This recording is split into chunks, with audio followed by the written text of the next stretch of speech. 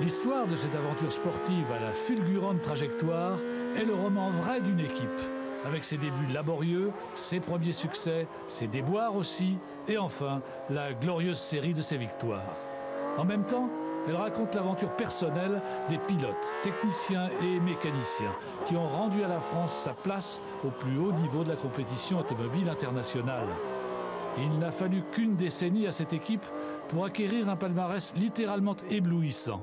124 victoires, 8 championnats de France de Formule 3, Formule 2 et Formule 1, 3 trophées d'Europe de Formule 2, les titres suprêmes de champion du monde des conducteurs et des constructeurs de Formule 1, 2 championnats du monde des marques en sport prototype et enfin un triomphal triplé aux 24 heures du Mans. Près d'un quart de siècle après la fin de cette épopée, ce fabuleux palmarès n'a toujours pas été égalé par une autre écurie française.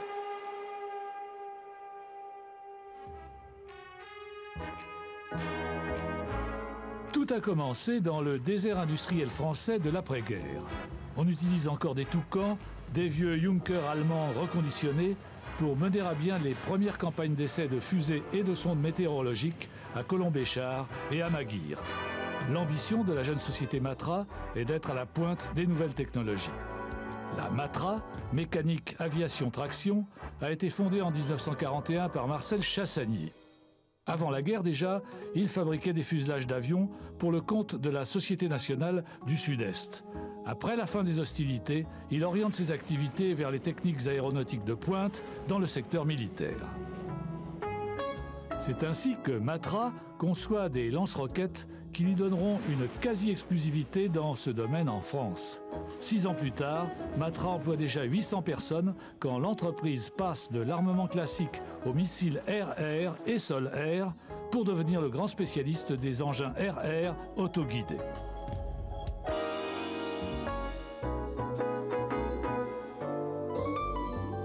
En 1957, Sylvain Floirat, connu pour ses activités dans le transport routier et aérien, propriétaire de la station de radio Europe numéro 1, s'associe à Marcel Chassagny et renforce ainsi la puissance de la société. Certes, le secteur de la défense, soutenu par la guerre froide qui bat alors son plein, est porteur.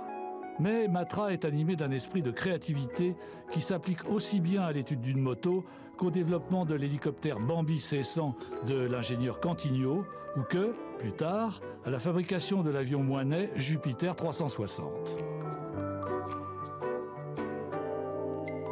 En 1961, Matra aborde la recherche spatiale et participe à l'élaboration de satellites français et européens, puis collabore à la fabrication des fusées Ruby et Diamant et rejoint le club très fermé des industries françaises de haute technologie.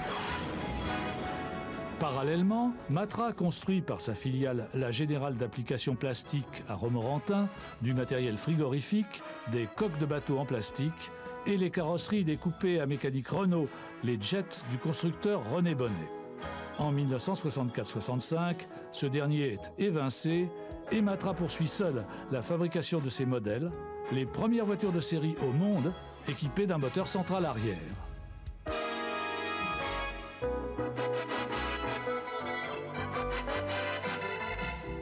Jean-Luc Lagardère, ingénieur de Supélec, transfuge de Dassault, nommé directeur général de la société Matra depuis 1963, prend alors en main le destin de Matra Sport.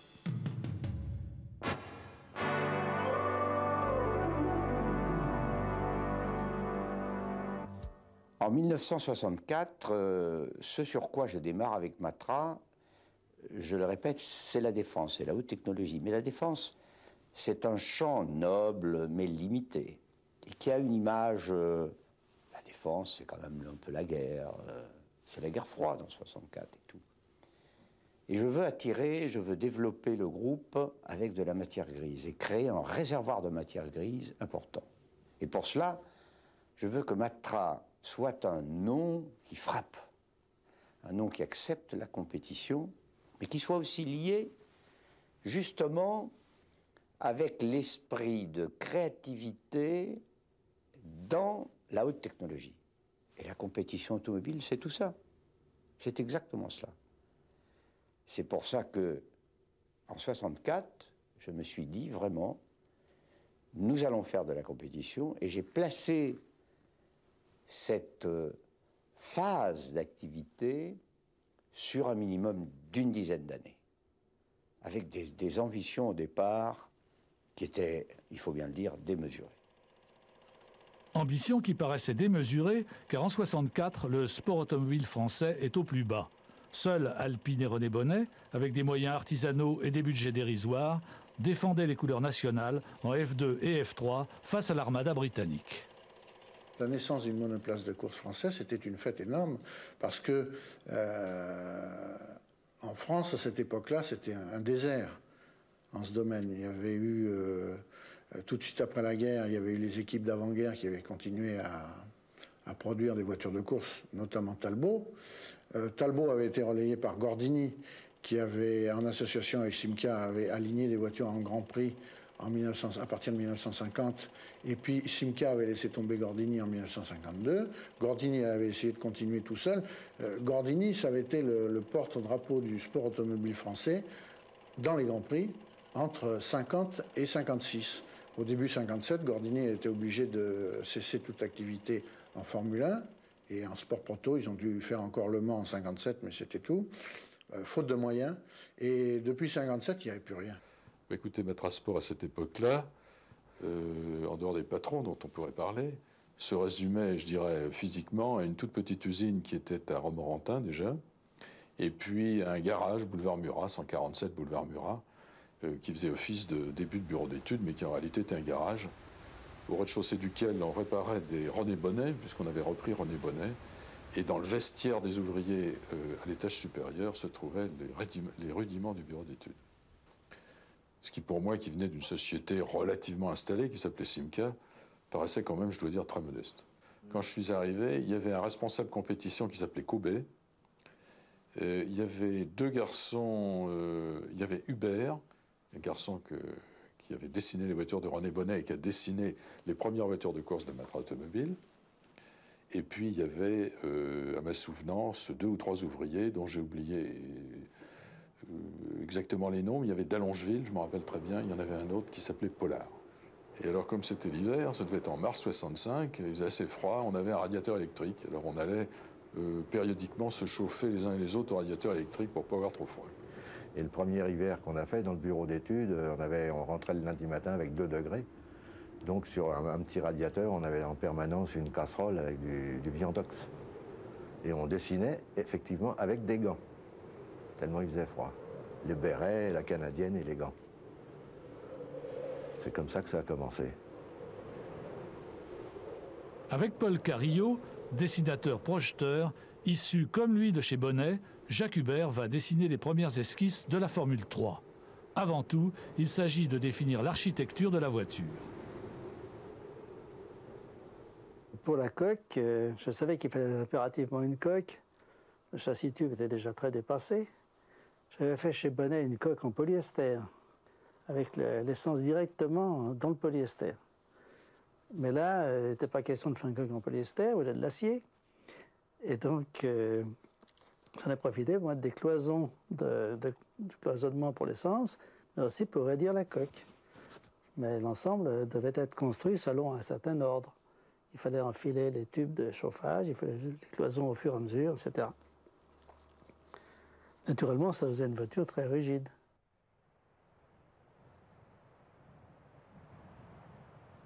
Le concept du châssis monocoque à réservoirs structuraux sera la pierre angulaire de la construction des futures monoplaces Matra. La MS1 sera la mère de la Formule 2 MS7 et la grand-mère des Formules 1 MS10, MS11 et MS80. Le moteur est un 4 cylindres Ford de 1000 cm3 Cosworth ou Holbay, accouplé à une boîte Hewland à 5 rapports. La finition est remarquable et surtout, la qualité de fabrication aviation est exceptionnelle. Reste à trouver les pilotes pour en prendre le volant.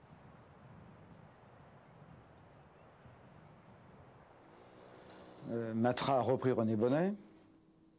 Et le patron, le gars qui décide chez Matra, c'est M. Jean-Luc Lagardère.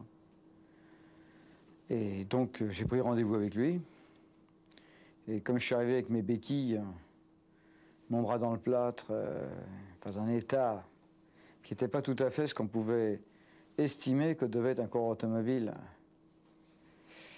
Donc l'entrevue a été assez difficile au départ, parce que forcément, Jean-Luc Lagardère pouvait se poser beaucoup de questions sur le fait que je serais ou pas capable de conduire des voitures et de les conduire éventuellement à la victoire. J'avais entendu parler de lui et d'un accident terrible qu'il avait eu circuit de Reims avant 64, sans doute, oui. Et je l'avais pris. Bien entendu, tous les grands spécialistes m'avaient dit « mais vous êtes fou de prendre un garçon qui ne pourra jamais plus conduire, etc. etc. » Et puis les autres, il y avait Offenstadt, si je me souviens, qui lui était connu. Jean-Pierre Jeussot, et puis Pescarolo, qu'on avait pris parce qu'il avait gagné le volant Ford, je crois, quelque chose comme ça. Et comme on n'avait pas assez de voitures, je lui avais dit, vous allez commencer par être le standardiste. Et donc, il décrochait le téléphone, etc. Voilà un peu leur sens. Et puis, il y avait une équipe de mécaniciens qui n'étaient pas encore ensemble et qui se sont découverts comme étant l'embryon d'une équipe à ces jours de Monaco. L'équipe Matra Sport vient de réaliser son premier exploit, car la MS1 dessinée fin février est prête pour le Grand Prix de Monaco du 29 mai 1965. Quand Louis Chiron abaisse son drapeau, les Matras entament la première course de leur histoire. Confrontés au gratin international de la Formule 3, la numéro 38 d'Eric Offenstadt abandonnera et la numéro 37 de Jean-Pierre Jeussot ralliera l'arrivée à la 15e place. Et la première course, c'est Monaco. C'est pas forcément la plus facile. Ça a sollicité beaucoup les voitures, évidemment. Et malheureusement, cette voiture sur laquelle on avait misé beaucoup, à la première course, elle a lâché pour un truc très simple. C'était les joints tripodes, les joints de liaison entre le moteur, la boîte et les roues. Ça avait lâché, plus ou moins. Si bien que, en fait, j'ai terminé la course, tant bien que mal, en tenant le moteur et la boîte avec le levier de vitesse. Alors évidemment, on était assez loin. Petite déception, bien sûr, mais en fait, elle avait quand même terminé dès sa première course. Et ça, c'était déjà pas mal. Intéressant, mais un peu décevant. En fait, les débuts sont modestes et la suite ne sera guère brillante. À la Châtre, où Beltoise entre en lice, les deux Matras cassent encore. À Charade, Beltoise sort, Jeussot coule une bielle, Offenstadt termine seulement 13e.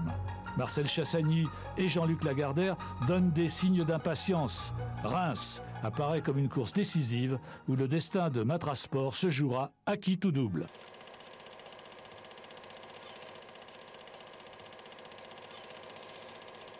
Le circuit champenois est à l'apogée de sa gloire. Et les ombres de tous les grands pilotes d'après-guerre et de toutes les voitures qui ont fait l'histoire de la course hantent le paddock et la piste. Ce circuit de plus de 8 km, avec ses longues lignes droites et ses virages baptisés Mousseau, Annie-Bousquet, Muison, Thillois, va devenir le théâtre d'une victoire qui a pesé lourd dans la saga du sport automobile français.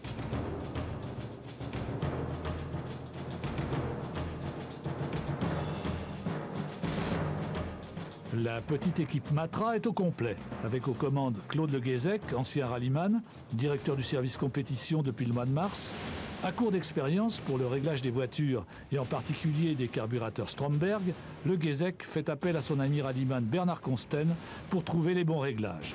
Les essais sont moyens et la tension, faut-il le préciser, est à son maximum.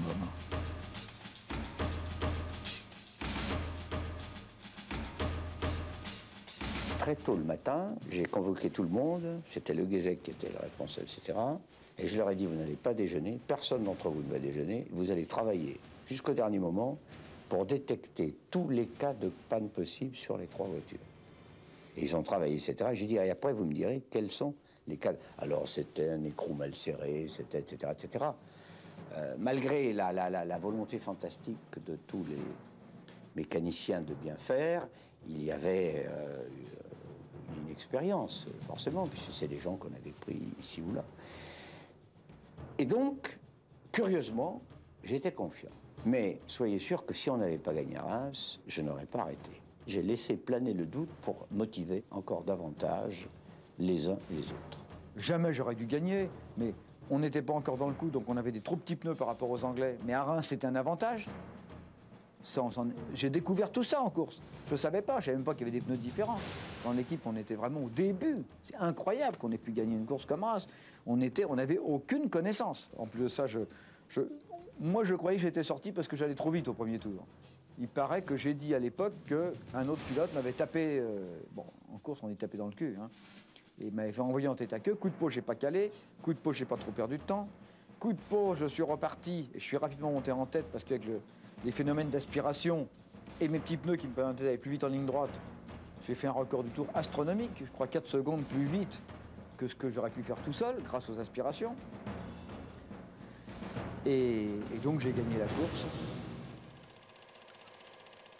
Nous voulons faire avancer la technique de la compétition en France.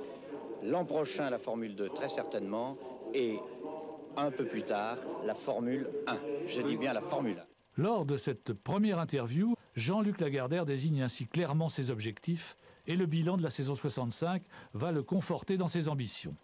Beltoise devenait champion de France de Formule 3 avec 7 victoires.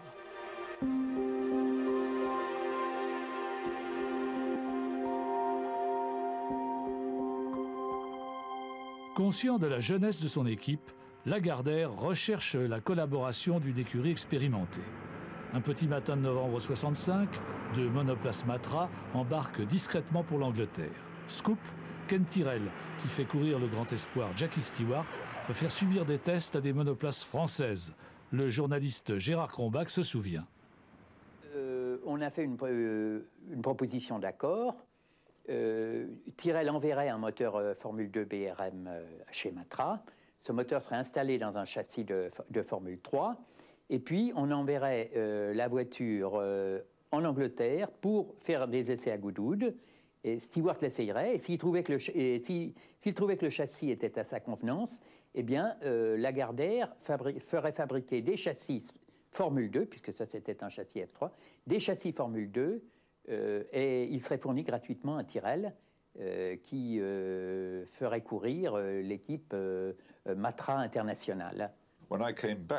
Quand je suis revenu de mon rendez-vous avec Jean-Luc, j'ai appelé Jackie pour lui dire qu'on allait expédier un moteur en France pour le monter dans une voiture française appelée Matra.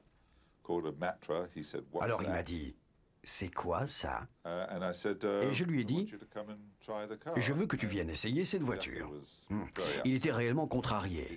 Devons-nous vraiment perdre notre temps à essayer cette voiture fabriquée en France? Je lui ai répondu, on doit le faire, car j'ai promis qu'on le ferait.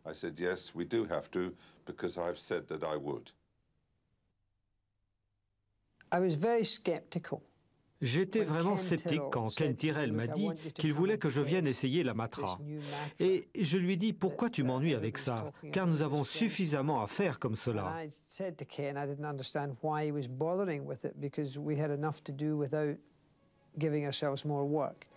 Mais quand j'ai conduit cette voiture, j'ai réalisé que c'était le meilleur châssis que je n'avais jamais eu entre les mains.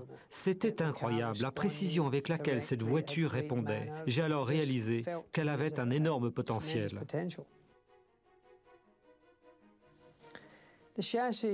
Le châssis me transmettait bien les informations. Il me parlait et je pouvais lui parler. Il ne faisait rien par surprise. Il était facile à conduire et il me donnait entière confiance. Et c'est le début d'une collaboration de 4 années fabuleuses, où Jackie va conduire les Matra Formule 2 et Formule 1 avec le même bonheur, s'adjugeant 18 victoires et le titre de champion du monde. L'équipe Matra se renforce avec l'arrivée de Bernard Boyer, transfuge d'Alpine, qui va intégrer le bureau d'études, d'André Legan, qui prend en charge l'atelier de fabrication et d'assemblage des voitures, et de nombreux mécanos venus de l'environnement Panhard, qui vient d'arrêter la compétition. Pour la saison 1966, Matra décide de mettre en fabrication une quinzaine de monoplaces de Formule 3 et Formule 2. Elles vont équiper l'équipe officielle avec Jean-Pierre Beltoise, Jean-Pierre Josso, Henri Pescarolo et Johnny Servos-Gavin, l'équipe Tyrrell avec Jackie Stewart et Jackie Hicks, l'équipe de John Coombs qui fait courir Graham Hill, Pedro Rodriguez, John Surtees, Hubert Hannay et Lodovico Scarfiotti. Outre les monoplaces, Matra envisage la construction d'un prototype, la 620, pour les 24 heures du Mans. C'est une charge de travail considérable pour cette toute jeune équipe. Le rythme de travail, par exemple, pour la course de Clermont-Ferrand, c'était infernal. Je suis rentré chez moi, j'ai fait une petite dépression 2-3 jours et j'ai vraiment eu du mal à m'en remettre. Parce que le rythme, c'était jour et nuit, quoi, quasiment jour et nuit. Au début, j'étais un peu inquiet. Je me suis dit, je suis tombé chez des fous. Et puis après, je suis devenu comme les autres, je suis devenu fou, quoi. Là, c'était la journée, c'était la nuit. Il fallait préparer la voiture pour telle date. Bon, elle était prête. On démontait la voiture entièrement, on refaisait le moteur, la boîte de vitesse, les moyeux, tout y passait, le freinage. On faisait une voiture neuve à chaque fois. Vous savez qu'il y a des moments où 4 ou 5 voitures sont en cours de montage. Imaginez 11 voitures et 15 voitures, on ne peut pas les faire en même temps. Si on arrive avec 15 voitures, on arrive avec du retard. Toutes les semaines, les voitures se modifient. Toutes les semaines, on ajoute une petite pointe, un petit volet aérodynamique, un petit truc au ressort, un petit truc aux amortisseurs. L'avantage de Matra, c'était de pouvoir... Je parle de l'avantage par rapport à Alpine, d'où je venais. C'était d'avoir d'un seul coup des moyens de production d'une qualité aviation extrêmement performants en fabrication, mais à condition d'exprimer son besoin à travers un plan qui soit extrêmement précis et bien fait. Car ces gens-là faisaient conforme au plan. Si on se trompait sur le plan, ils se trompaient dans la pièce. Ils n'avaient pas d'expérience de l'automobile qui nous aurait permis de rattraper une erreur de plan.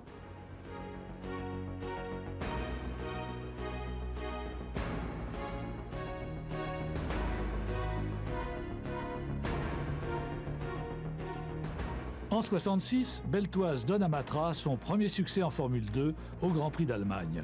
En Formule 3, les pilotes de la firme enlèvent 15 premières places et Servoz-Gavin devient champion de France. Pour le grand public, l'équipe Matra, c'est l'équipe de France, et pour le général de Gaulle, elle est une ambassadrice de choix pour l'image du pays. Et c'est le départ de la saison 1967. Cette année-là, Matra présente sa toute nouvelle Formule 2 qui prend la désignation de MS7. En effet, la réglementation sportive internationale a défini de nouvelles règles pour la F2, la cylindrée passant de 1000 à 1600 cm3. Matra a opté pour le Ford Cosworth. Les volants sont confiés à Beltoise, Servoz-Gavin, Schlesser, Stewart et X. À l'issue d'une saison somptueuse, ce dernier remporte le Trophée d'Europe de Formule 2.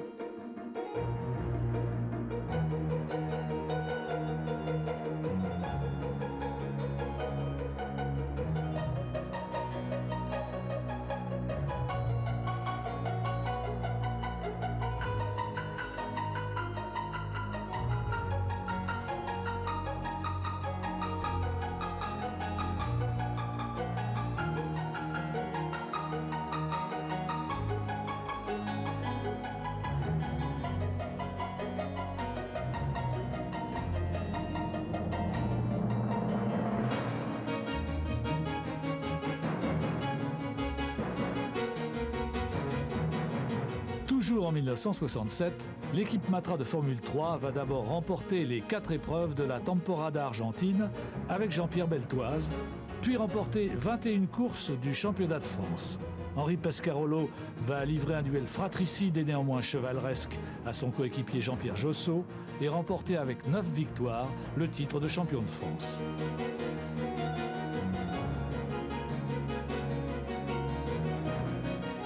L'équipe Matra de Formule 3 est accompagnée dans son effort par les voitures privées de l'écurie Cryo au tournesol, conduite par Vidal et Jabouille, et par la monoplace de Guénard. Jean-Pierre Jabouille poursuivra son effort en 1968 avec des monoplaces préparées par Richard Belkeshout. En Formule 2, la saison 1968 est extraordinaire pour Jean-Pierre Beltoise, qui enlève 3 victoires. Au Grand Prix de Madrid, malgré un tête-à-queue monumental, Jean-Pierre va gagner la course devant Rindt et sa redoutable Brabham et Jackie Stewart.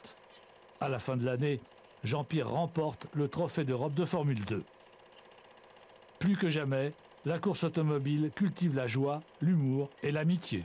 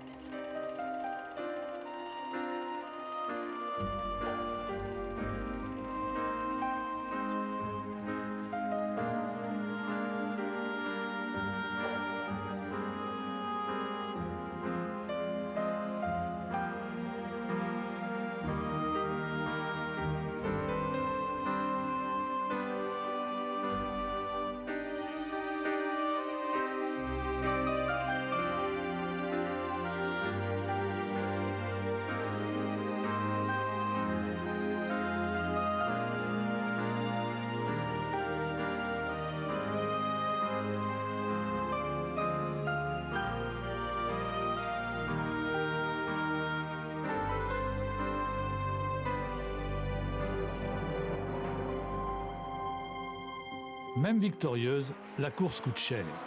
On espère sans doute chez Matra que le succès de la M530 de série permettra de couvrir une partie des frais engendrés par la compétition. Mais on hésite devant la grande inconnue de l'engagement en Formule 1.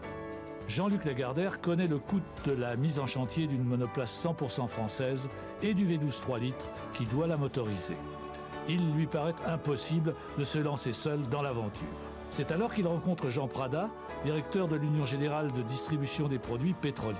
Cette société rassemble les activités de distribution des filiales du groupe ERAP. De l'Aquitaine au Gabon, en passant par l'Algérie, le Congo et le Canada, le groupe produit 20 millions de tonnes par an. Pour les distribuer, l'UGD va lancer quelques mois plus tard une nouvelle marque liée à une nouvelle image.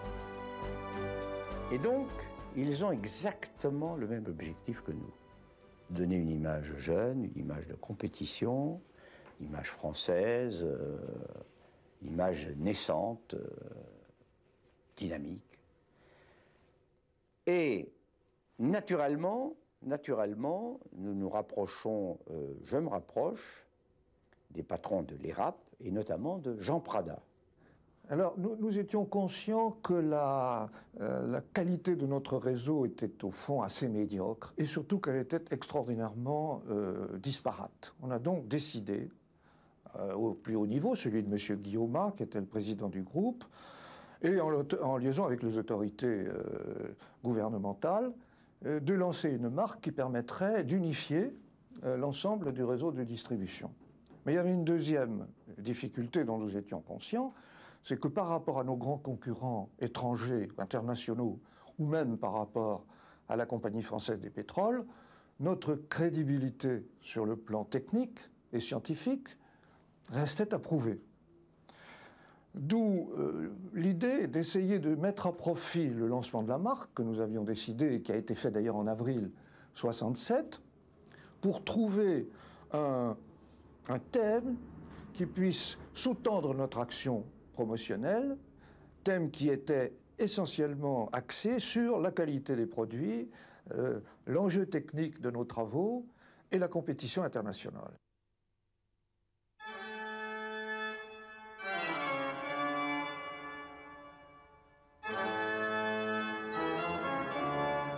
Le rêve de la monoplace 100% française se précise, mais pour réussir l'opération, le soutien de Elf, même pour 4 ans, ne suffit pas. Il faut obtenir l'appui du gouvernement qui est prêt à soutenir un tel projet. Dans les couloirs ministériels, la lutte est chaude entre Alpine et Matra. Finalement, Jean-Luc Lagardère obtient du Fonds pour la recherche et le développement scientifique un prêt de 6 millions de francs sur 3 ans, remboursable en cas de succès.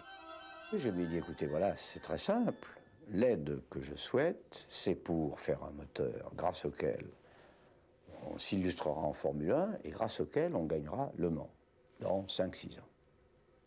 Il m'a dit, je vous crois. Il m'a dit, je vais même plus loin, voyez-vous. Dans 5-6 ans, je serai sans doute un retraité qui s'occupe que de la culture, des lettres, etc. Mais si vous m'invitez, je viendrai au Mans à ce moment-là. L'histoire, donc, a tenu mieux que ses promesses, puisque après, il était président de la République, et en 1972, il est effectivement venu à la première grande tentative que nous avions faite. Donc cet ensemble, si vous voulez, qui est dû à Georges Pompidou, la France industrielle a reçu une accélération fantastique par Georges Pompidou lui-même. Les fonds nécessaires étant réunis, le feu vert est donné pour l'étude et la construction du moteur de Formule 1. Georges Martin, employé jusqu'alors par Simca, est engagé comme directeur de la division moteur, études avancées et compétition. Ils se mettent immédiatement au travail. Alors le V12, ça a été extrêmement simple. Je pense que si on m'avait laissé choisir, je serais peut-être encore en train d'essayer de me poser des questions. Faut-il faire un V8, un 12 cylindres ou un 16 cylindres? À l'époque, on avait la possibilité même de faire un 16 cylindres. Et c'est Jean-Luc Lagardère qui m'a dit, il faut faire un V12, il faut qu'il ait le même bruit que le Ferrari. Mais j'ai donné à Martin une autre consigne extrêmement curieuse. Je lui ai dit, je veux que le bruit de l'échappement soit singulier, dans des octaves très élevées, et qu'on le reconnaisse. Je ne pouvais pas attendre ce délai de 3 à 6 mois pour créer une équipe, pour démarrer l'étude du moteur. Donc, pour faire la préétude du moteur de Formule 1, j'ai demandé à un bon copain qui travaillait avec moi chez Simca, qui était le responsable du bureau d'études moteur, s'il ne pouvait pas m'aider le samedi, le dimanche, et puis le soir, en rentrant chez lui, à démarrer l'étude d'un moteur de Formule 1. C'est ce qui a été fait. Donc Chariat a accepté, c'était donc Georges Chariat, qui a accepté de démarrer l'étude de ce moteur. Donc on a démarré comme ça, disons en perruque, l'étude ou au moins la préétude du moteur. Et c'est ainsi que Georges Chariat se rendait chaque soir dans ce cabanon, au fond de son jardin, pour dessiner les plans du V12 Matra. Je me suis mis sur ma planche à dessin dans ma baraque, et puis j'ai fait un V à 60, puis j'ai étoffé, j'avais évalué, je vous dis, à 78-53, je crois, à l'ésage course. Et l'autre personne, M. Minel, il a fait ça en 80-50. C'est finalement un alésage de 79,7 qui sera retenu par Loz, Fortin et Gégère, l'équipe des motoristes de Matra, en collaboration avec l'équipe du moteur moderne. Après 7 mois de gestation, le MS9, avec ses 12 cylindres, ses 48 soupapes, ses 4 arbres à cam en tête, pousse son premier hurlement le 19 décembre 1967. Il développe alors 388 chevaux. Je me rappelle comme si c'était hier, la mise en route de ce moteur V12 au banc d'essai, tout le personnel était devant. Je dirais que les premiers miaulements de ce moteur nous ont tous figés et foutu la chair de poule pendant un grand moment. Puis après, il restait quand même énormément de travail à faire parce que ce moteur, c'était la première fois qu'en France, on construisait un moteur V12 avec des régimes élevés pour l'époque, qui maintenant paraît ridicule, mais qui pour l'époque était très très élevé. Et il a fallu qu'on découvre tous les problèmes, et il y en a eu énormément. Pour les 4 mousquetaires de l'équipe Matra Elf, l'objectif, c'est désormais la Formule 1. Déjà, Matra avait engagé des Formules 2 lestées au poids des Formules 1 au Grand Prix des États-Unis, du Mexique, d'Espagne et de Monaco en 1967, pour voir.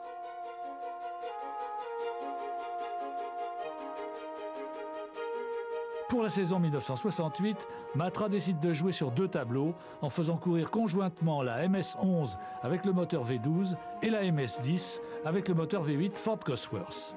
En attendant que ces 2 nouvelles Formules 1 soient prêtes, Matra propose à Ken Tyrrell et Jackie Stewart une monoplace transitoire, la MS9. C'est avec curiosité qu'il débarque un beau matin dans les locaux sommaires et provisoires de Vélizy, baptisés Stalag par certains esprits malicieux.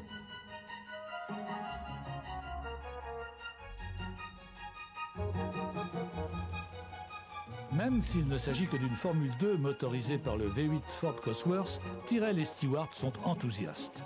Tyrrell décide alors d'effectuer des essais sur le circuit sud-africain de Kyalami.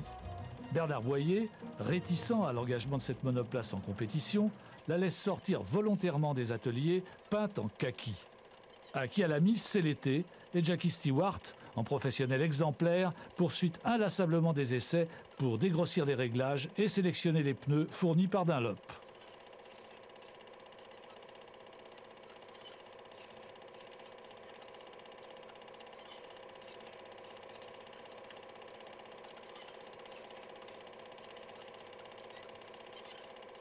Finalement engagée dans le premier Grand Prix de la saison 68, la MS9 va se qualifier en première ligne et partir en tête avant de renoncer pour des problèmes d'alimentation.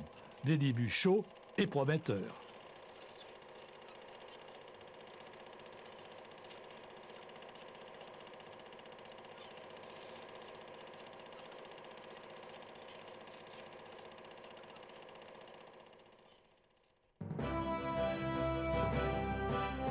Pendant ce temps, à Paris, à la veille des nuits agitées de mai, toute l'équipe Matra pose pour la postérité devant le fruit de ses efforts et de ses rêves. Une monoplace et une sport prototype 100% français. Ils sont tous là, de la Gardère aux pilotes, en passant par les ingénieurs, calculateurs, dessinateurs projeteurs, chaudronniers, ajusteurs, magasiniers, mécaniciens, motoristes, tous ces hommes réunis par la passion de la course automobile.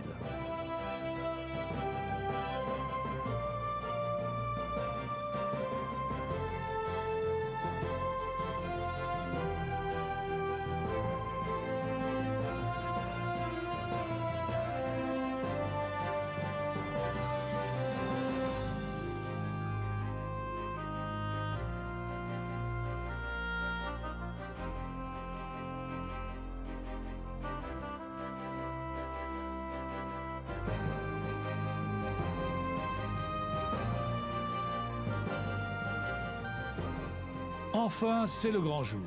La première sortie en compétition de la MS11 au Grand Prix de Monaco.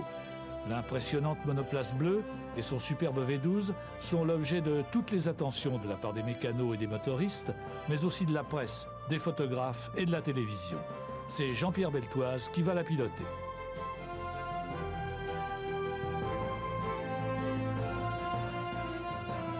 Donc là, je savais que toute la France me regardait. Le moteur V12, qui était vraiment l'héritage exceptionnel, Ferrari, enfin je veux dire, le moteur noble par excellence. Matra, et c'est moi, le petit Jean-Pierre, ancien livreur de la boucherie beltoise, qui je m'en glorifiais pas, ça c'est pas ça, mais je veux dire que j'étais aux anges, quoi. J'avais tout d'un coup, c'était bien au-delà de mes rêves, de mes rêves les plus extraordinaires. J'étais porté complètement dessus. La voiture française V12, c'est moi qui la conduisais, mais c'était incroyable.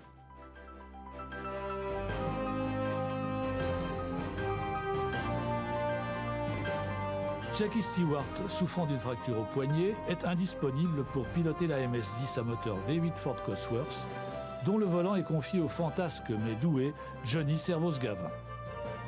Il y a eu une chose, comme la fin de saison 67, j'avais été quand même très fêtard. Je crois que c'était un peu plus la fête que la course. Alors la Gardère m'avait mis un peu au purgatoire. Alors je faisais que des courses pour proto très sympas, des trucs bon, où il était facile de gagner, mais enfin très sympa. Mais Tyrrell quand même, bon, quand Stewart s'est cassé le poignet, il est venu me chercher en disant bon, c'est toi qui vas conduire la F1. J'étais très étonné parce qu'il y a quand même d'autres gens qui étaient beaucoup plus expérimentés que moi pour le faire. Mais bon, il m'a fait confiance. Et je me souviendrai, juste avant le départ de la course, j'avais fait le deuxième temps aux essais, donc sur la première ligne, c'était pas mal quand même pour la première fois. Mais j'avais jamais pris de départ à F1. Alors on essayait dans une rue derrière et tout, prendre des départs. Puis bon, ça a été... Alors, la preuve, c'est que je suis parti en tête et j'étais en tête, donc c'était pas mal. Et oui, une Matra en tête du plus prestigieux des Grands Prix de Formule 1 pendant 3 tours, avant d'être éliminé sur une touchette. Quant à la MS11, après avoir figuré à la 6e place, elle s'arrête définitivement au 12e tour.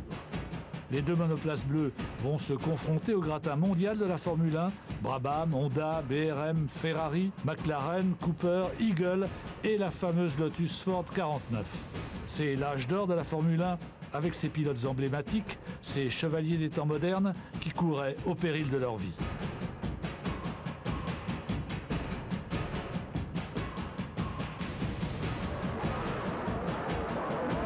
Et c'est parti pour une saison riche en rebondissements.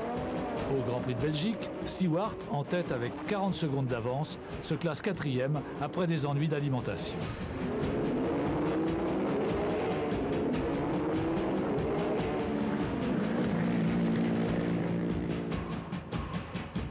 À Zandvoort, au Grand Prix de Hollande, disputé sous des trompes d'eau, Beltoise choisit des pneus plus expérimentaux fabriqués par Dunlop. Parti en fond de grille, auteur d'une fantastique remontée, malgré deux têtes à queue qui le forcèrent à rentrer au stand, Beltoise et la MS11 se classent en deuxième position derrière un Stewart éblouissant. C'est le premier doublé Matra, doublé historique, car il sanctionne la première victoire d'une voiture bleue dans le championnat du monde de Formule 1.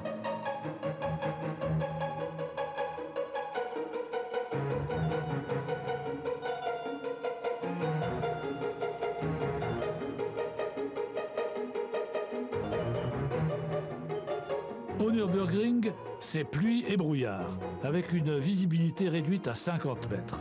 Dans ces conditions dantesques, Stewart va effectuer une course d'anthologie et la gagner avec plus de 4 minutes d'avance sur la Lotus de Graham Hill, son rival direct au championnat du monde. À Monza, Johnny Servoz-Gavin dépasse la Ferrari de Jackie Hicks sur la ligne pour prendre la seconde place et Beltoise se classe 5e. Au Grand Prix du Mexique, le titre se joue entre Stewart et Graham Hill. Malheureusement, Stewart est retardé par des problèmes mécaniques et terminera finalement second au championnat du monde des conducteurs. Indiscutablement, le bilan de la saison 1968 est très positif pour Matra, qui n'a manqué le titre mondial qu'en raison de la blessure qui empêcha Stewart de participer à 2 Grands Prix. Pour 1969, Jean-Luc Lagardère annonce qu'il donnera la priorité aux 24 heures du Mans, où il engage 4 voitures équipées du V12. En revanche, la Formule 1 100% française est mise en sommeil pendant une saison. C'est donc la MS80 à moteur Cosworth qui va porter tous les espoirs. Elle sera pilotée par Stewart et Beltoise, et c'est l'équipe Tyrrell qui la fera courir. Bruno Morin devient l'adjoint de Tyrrell, chargé plus spécialement des essais. Mon rôle, comme disait Ken Tyrrell, c'était technical liaison between the Tyrrell team et Matra, et l'usine Matra. Alors, en fait, Ken Tyrrell, c'était donc un très bon organisateur d'équipes de course. C'était le champion du monde de la logistique. Tout était très bien prévu. Mais c'est certain qu'au point de vue châssis, tenue de route, etc., c'était pas son truc. Et il restait dans l'empirisme anglo-saxon, trial and error, comme ils disent, complet. Et il sentait bien que c'était quand même un peu limite pour son écurie. Alors il demandait à ce qu'on le soutienne dans ce domaine. Matra joue son va-tout en Formule 1. En effet, la technologie des réservoirs structuraux qui caractérise la MS80 sera condamnée au terme de cette saison, puisqu'en 1970, l'utilisation d'outres souples deviendra obligatoire. La MS80 se caractérise aussi par la forme de sa coque très renflée au centre, le but étant de diminuer l'inertie polaire en concentrant le poids du carburant le plus près possible du centre de gravité. La suspension avant abandonne le triangle supérieur en culbuteur au profit d'un système classique de triangle superposé avec éléments de suspension extérieurs à la coque. Réussie d'emblée, elle ne nécessitera que très peu de modifications en cours de saison.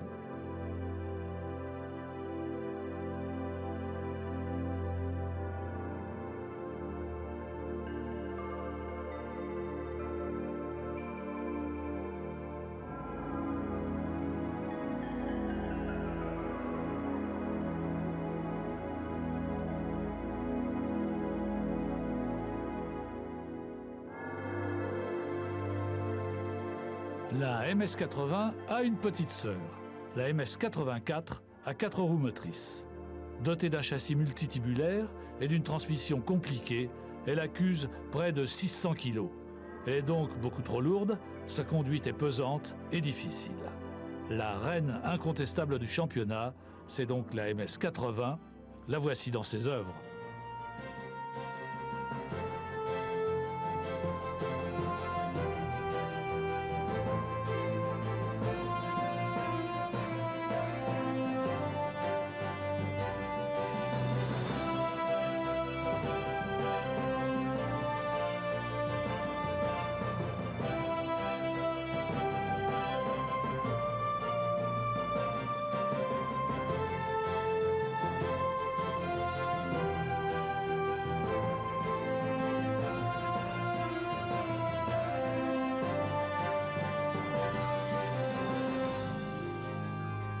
Et c'est le sacre de Stewart.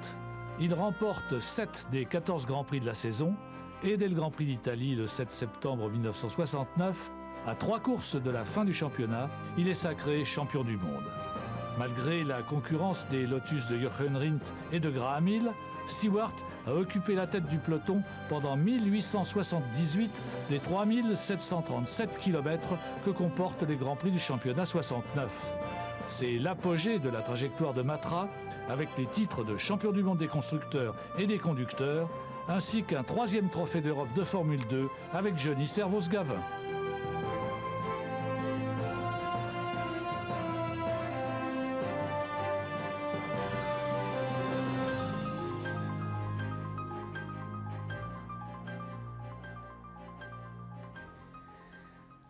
Je pense que le meilleur souvenir de ma carrière est ma victoire au Grand Prix de Monza en Italie pour m'assurer le titre en 1969, précisément parce que ce fut mon premier championnat du monde, et cela devant une foule italienne complètement hystérique et à l'issue d'une course acharnée.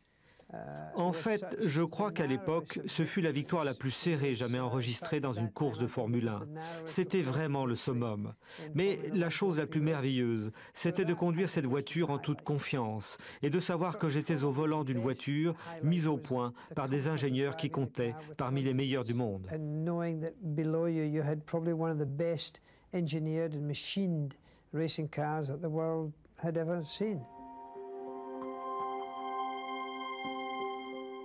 À la fin de la saison 69, Matra signe un accord commercial avec Simca qui allait déboucher sur la commercialisation de la Bagheera. Et il devient impensable que Matra dispute le championnat du monde avec un moteur Ford. Jean-Luc Lagardère lance alors la fabrication de la MS-120, équipée d'une nouvelle version du 12 cylindres Matra, dont les passages d'admission sont désormais au centre du V. Pour essayer de conserver les services de Jackie Stewart, un test comparatif entre ce moteur et le V8 Cosworth est organisé sur le circuit d'Albi.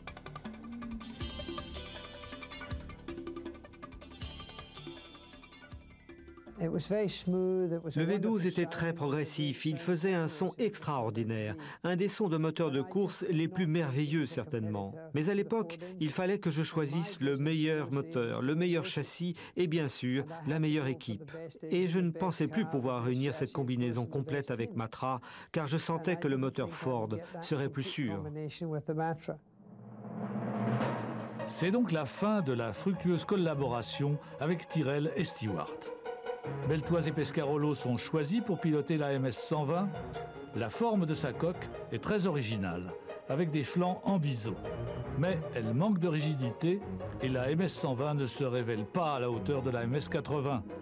Malgré quelques coups d'éclat, Beltoise et Pescarolo ne peuvent se classer mieux que 3e lors de cette saison 1970. Les MS-120 sont à la peine.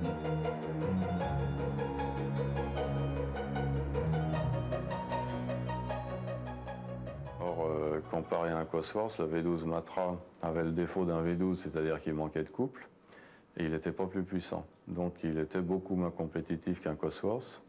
Et en plus de ça, ce qu'on avait rattrapé dans les autres formules sur le plan de la tenue de route n'existait plus avec la MS-120 parce qu'elle n'était pas du tout en avance sur les autres. C'était une voiture qui était certainement pas assez rigide, qui était certainement pas entretenue par une équipe assez compétitive. Donc on avait une tenue de route pas meilleure, peut-être même un peu moins bien, et un moteur de toute façon beaucoup moins bien. Donc on pouvait difficilement être compétitif. Pour la saison 71, Jean-Luc Lagardère remplace Pescarolo par un pilote plus expérimenté, le néo-zélandais Chris Amon, transfuge de Ferrari. L'équipe désormais ne s'appelle plus Matra Elf, mais Matra Simca Shell. Les flancs en biseau sont supprimés et la voiture allégée. Mais la saison 71 ne porte pas ses fruits et excepté la victoire d'Amon au Grand Prix de Buenos Aires qui ne compte pas pour le championnat du monde, la MS 120B ne se classe qu'une fois 3e avec Amon et une fois 6e avec Beltoise. Le châssis 120 aborde sa 3e saison sous la dénomination C avec fort peu de modifications car la majeure partie du budget est consacrée au moteur. En effet, Simca et Shell ne sont pas convaincus de la valeur de la Formule 1 comme instrument de promotion et la majorité des efforts sont consacrés aux 24 heures du Mans. Matra décide donc de n'engager qu'une seule Formule 1 pour Chris Amon. En cours de saison 1972, apparaît cependant une toute nouvelle voiture, la MS 120D, reprenant les formes et les recettes de la MS 80. Plus légère, plus rigide, la MS 120D débute en fanfare au Grand Prix de France sur le circuit de Charade. Amon fait le meilleur temps aux essais et mène la course pendant 20 tours lorsqu'une crevaison le contraint à stopper brièvement au stand. Après une fantastique remontée, il termine à une méritoire 3e place. Les espoirs nés lors de cette course ne seront malheureusement pas confirmés par la suite. Malchance et coup du sort vont condamner la 120 au champ du cygne avec une 15e place sans gloire lors du dernier Grand Prix de la saison aux États-Unis.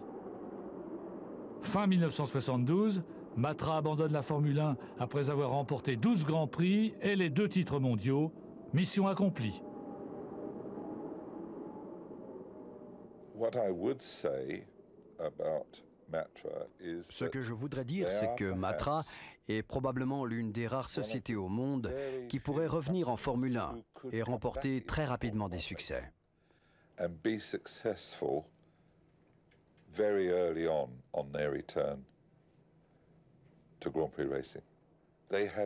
Ils ont les compétences, ils ont la capacité de fabriquer à des normes de très haute qualité. Et s'ils retournaient en Formule 1, ils seraient une puissance avec laquelle il faudrait compter. 2 ans plus tard, après une 3e victoire consécutive au Mans, Lagardère annonce cette fois que Matra abandonne toute forme de compétition. Georges Martin déploie alors tous ses dons de persuasion pour obtenir le maintien d'une cellule de veille moteur.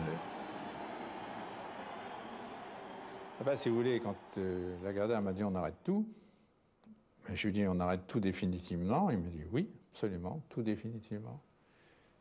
Alors je lui ai dit mais quand vous dites définitivement, c'est définitivement à jamais ou définitivement pour un certain temps? Il m'a dit mais vous êtes fou quoi? Qu'est-ce que ça veut dire définitivement? Ça veut rien dire. Il m'a dit mais alors je lui ai dit donnez-moi un délai mini de votre définitivement. Il m'a dit 3 ans minimum. J'ai dit, écoutez, pour 3 ans, si on redémarre dans 3 ans, il n'y a aucun problème de redémarrer les châssis. On retrouvera les mêmes gens qu'on aura recasés à droite à gauche, pas de problème. Je lui ai dit, dans 3 ans, si on veut redémarrer un moteur, il n'y aura plus personne. Parce que d'une part, les gens, ils ont donné déjà. Ils se sont vraiment défoncés au départ, parce qu'on a démarré de rien. Et j'ai dit, ils ne repartiront pas. Donc il faut laisser une cellule de veille.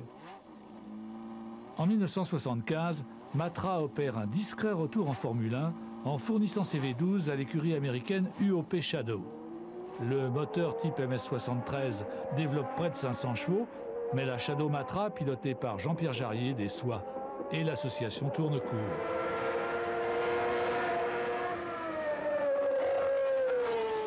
Mais fin 75, la présentation de la toute nouvelle Formule 1 française, la Ligier Gitane JS5, crée l'événement.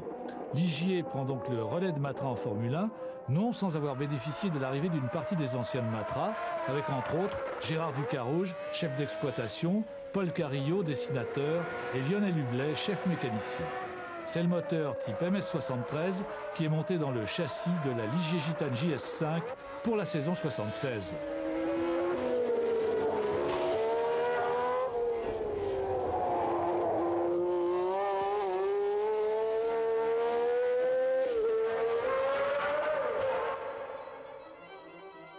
Pour la saison 77, Matra fournit à Ligier sa dernière évolution du V12, le MS-76, dont le centre de gravité est abaissé de 27 mm entre l'axe du Villebrequin et le fond du Carter. La beauté du moteur se conjugue avec ses hautes performances et le MS-76 sera le premier moteur Matra à remporter un Grand Prix de Formule 1. L'événement se déroule en Suède le 19 juin 1977.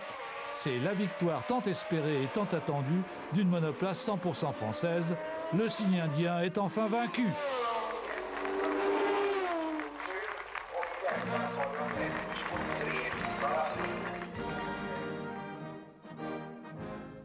En 78 et 79, le V12 Matra a cédé la place au V8 Ford Cosworth.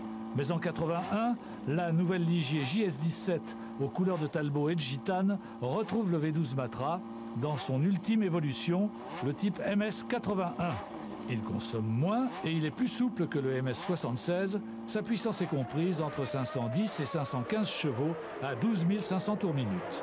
Cette ultime version va remporter les Grands Prix d'Autriche et du Canada et Lafitte frôlera le titre qui ne lui échappera qu'in extremis lors du dernier Grand Prix de la saison. Toujours en 81, les motoristes de Matra mettent au point un superbe V6 turbo à culasse borgne qui développe au banc plus de 800 chevaux. Ce V6 type MS82, qui couronne le savoir-faire de Matra, sera victime de considérations politiques et financières malgré les appels du pied de l'écurie Williams. Dommage.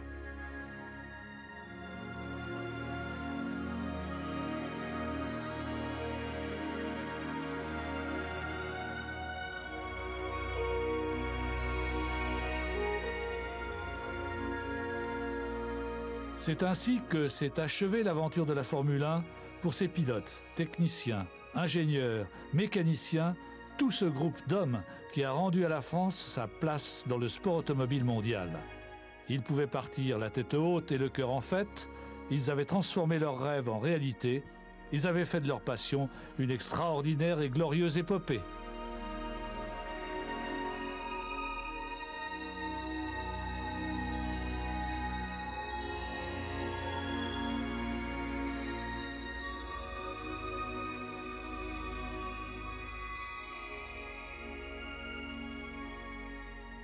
Et ce qui est important, voyez-vous, dans une épopée comme la nôtre, c'est qu'elle n'est pas morte du tout.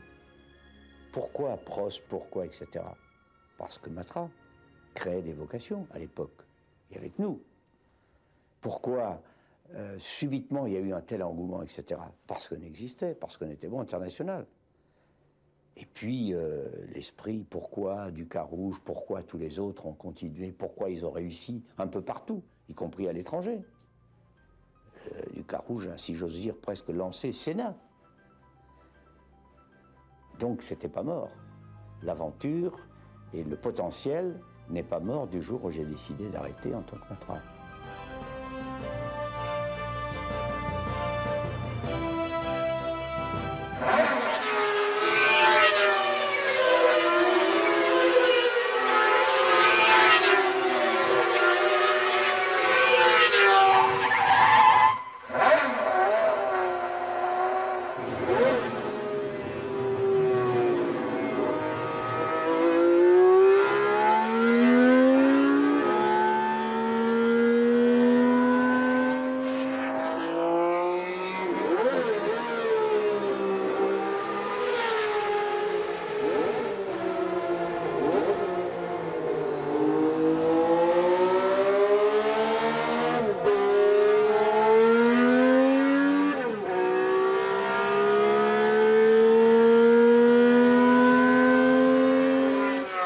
Après l'histoire des monoplaces, couronnée par les titres de champion du monde des conducteurs et des constructeurs en 1969, voici la grande aventure des sports prototypes Matra.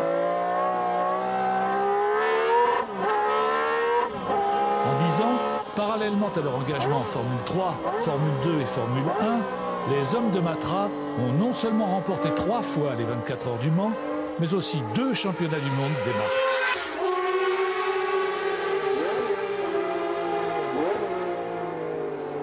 L'histoire de ces sports prototypes est aussi la saga de la firme qui succéda à Delahaye, Bugatti, Talbot et Gordini pour redonner à la France sa place dans le sport automobile mondial.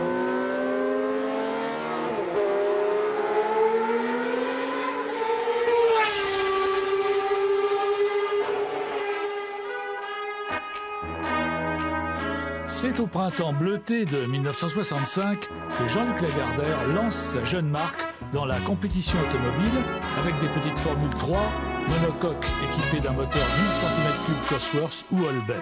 Après un début de saison difficile, une Formule 3 française, appelée Matra MS1, remporte à l'étonnement général le Grand Prix de Reims le 4 juillet 1965. Cette victoire historique sonne la résurrection du sport automobile français et Jean-Luc Lagardère détermine immédiatement deux objectifs ambitieux qui apparaissent à beaucoup extravagants. Gagner le championnat du monde de Formule 1 et remporter les 24 heures du Mans. Pour moi, ça n'était pas la volonté en 65 de gagner en 66 tout à la fois, mais de se préparer et surtout de travailler sur les points communs qu'il y a entre la monoplace et la voiture du Mans. Il faut savoir que dans les années 60 et 70, le Mans, pour les Français, c'est ce qui est le plus important. Le Mans a une réputation absolument fabuleuse. Le week-end du Mans, c'est des centaines de milliers de personnes, 300 000, 400 000 personnes, etc. Et il y a un engouement extraordinaire. La Formule 1 étant beaucoup plus réservée à des initiés. Donc, il était normal que je vise à un moment ou à un autre le Mans. Les 24 heures du Mans, qui donnent tant de frissons au public français, étaient dominés par les constructeurs allemands, britanniques et italiens depuis la dernière victoire de la Talbot de Rosiers en 1950. Plusieurs petites écuries françaises se battaient avec les moyens du bord, c'est-à-dire avec une bonne dose de passion et de système D, agrémenté de budgets réduits et de moteurs de faible cylindrée. Mais sinon, en production nationale, il y avait eu les DB avec des moteurs Panhard. Après les DB, au DB avait succédé les René Bonnet, et puis il y avait aussi Alpine. Mais Alpine, avec les moteurs Renault, courait surtout en petite cylindrée, comme DB l'avait fait.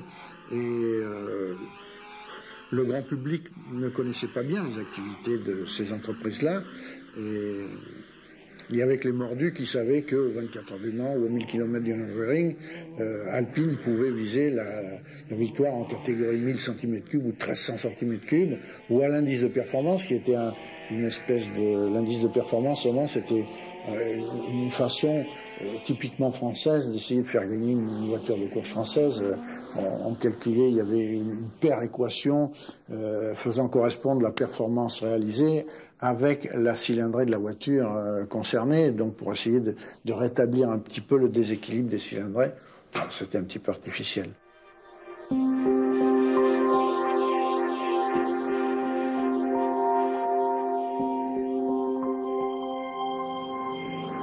Pour l'heure, la petite équipe Matra est regroupée dans les anciens hangars Breguet à Vélizy.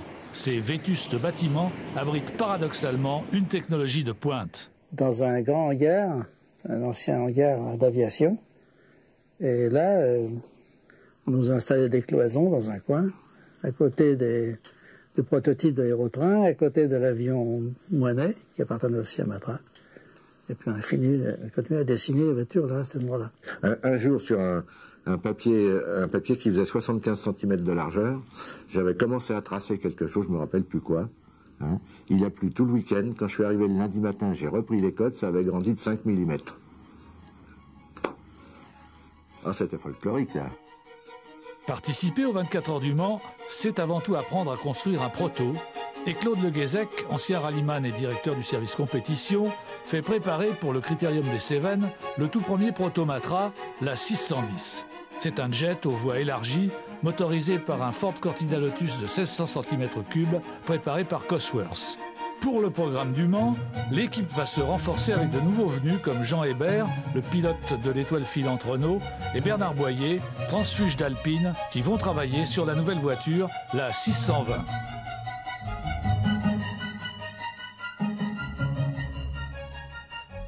Donc, dès mon entrée en automne 65, j'ai commencé à travailler sur les monoplaces pour l'année 66.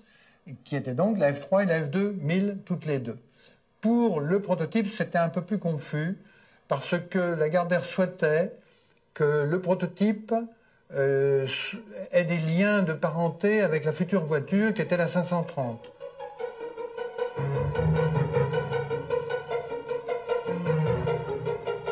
Et c'est donc Philippe Guédon, un jeune ingénieur venant du service des avant-projets Simca, qui commence à plancher sur la toute nouvelle voiture de production, la Matra 530. Jean-Luc Lagardère souhaite une voiture innovante, sportive et provocante. Et par honnêteté en quelque sorte et par homogénéité, il voulait que les voitures qu'on fabrique aient quelque chose qui rappelle la compétition. Parce que sinon, on n'aurait pas très bien compris la démarche. Ça, c'est un point d'ailleurs sur lequel je le suivais parfaitement. Là-dessus, on n'avait aucune divergence. Et donc, c'est la raison pour laquelle, premièrement, toutes nos premières voitures ont été à moteur central pour rappeler l'architecture basique des voitures de course, ce qui était une traduction dans la voiture de série ou de semi-série qui n'était pas facile. Et puis, deuxièmement, il a demandé à ce que la voiture 620 soit avec une certaine analogie avec la carrosserie de la 530.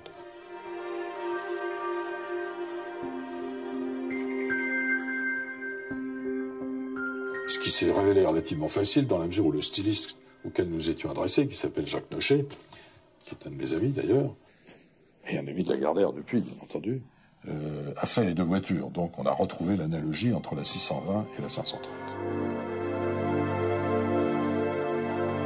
Contrairement aux monoplaces de Formule 3 et de Formule 2, la structure du châssis de la 620 est multitubulaire, équipée d'une suspension avant classique.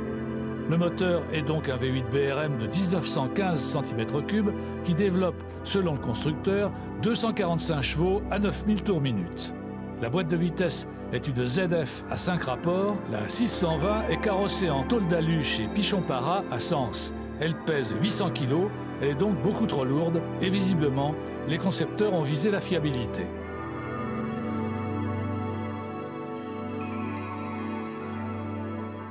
Alors, le proto a souffert d'avoir un cahier des charges qui n'était pas suffisamment précis au départ, qui était trop évolutif, et également on avait moins d'expérience, parce que l'équipe technique de Matra était constituée par des gens qui venaient de René Bonnet ou qui venaient d'Alpine comme moi, et qui avaient travaillé sur des voitures de très faible cylindrée, en général des 1000 cm3 ou au plus gros des 1100. Et la cylindrée de 2 litres nous a créé des problèmes que nous n'avons pas su solutionner d'une manière satisfaisante dès la première voiture. 3 620 sont engagés aux 24 heures du Mans 66, au cœur de la bataille titanesque qui oppose alors Ford et Ferrari. Battu l'année précédente, Ford engage une armada de 8 prototypes Mark II de 7 litres et de 5 GT40 contre un peloton de 14 Ferrari. La 620 affronte dans sa catégorie 2 litres la Dino Ferrari et la Porsche Carrera. D'entrée, la voiture était plus rapide que les Porsche. Malheureusement, le moteur BRM était un moteur Grand Prix qui n'était pas du tout fait pour l'endurance. Donc en dehors du fait qu'on a eu beaucoup d'autres problèmes, les moteurs ne pouvaient pas théoriquement tenir 24 heures. Donc c'était un peu compromis dès le départ. Effectivement, à la 13e heure, les 3 Matra ont abandonné. La 43 de Josso Pescarolo sur panne de moteur, la 42 de Schlesser-Ries sur accident et la 41 de Beltoise-Servoz-Gavin sur panne de transmission. Ford remporte les 24 heures et Matra commence sa longue marche vers le sommet avec passion, détermination et ténacité. Tout le monde sait qu'aucun constructeur n'a gagné Le Mans à sa première participation.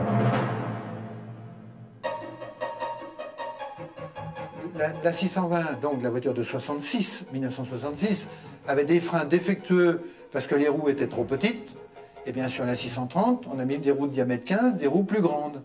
Donc la progression se fait logiquement.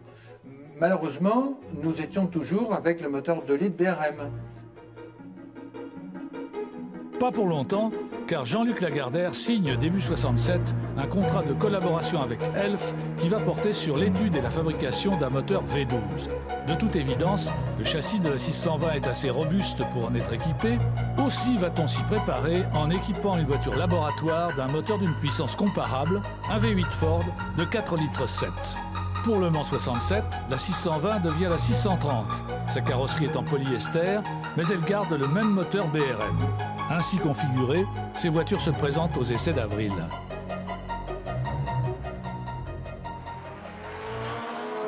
Et je me suis fait peur avec cette voiture pendant toute une journée, simplement parce qu'il y avait un problème aérodynamique qu'on n'avait pas situé. Et j'ai essayé de trouver la solution et à un moment donné, je la trouve, je me dis mais il n'y a pas de problème, ça manque d'appui. Et quand j'ai dit ça aux ingénieurs, les ingénieurs m'ont dit mais non, il y a l'eau, il y a l'huile, il y a le moteur, il y a la boîte, tout était à l'arrière. Effectivement, ça semblait complètement illogique de raconter ce que je racontais. Et en fait, c'était bel et bien ça. Et pour confirmer ou infirmer ce que je disais, ils ont pris la décision de mettre Robbie Weber à ma place pour les 10 dernières minutes d'essai.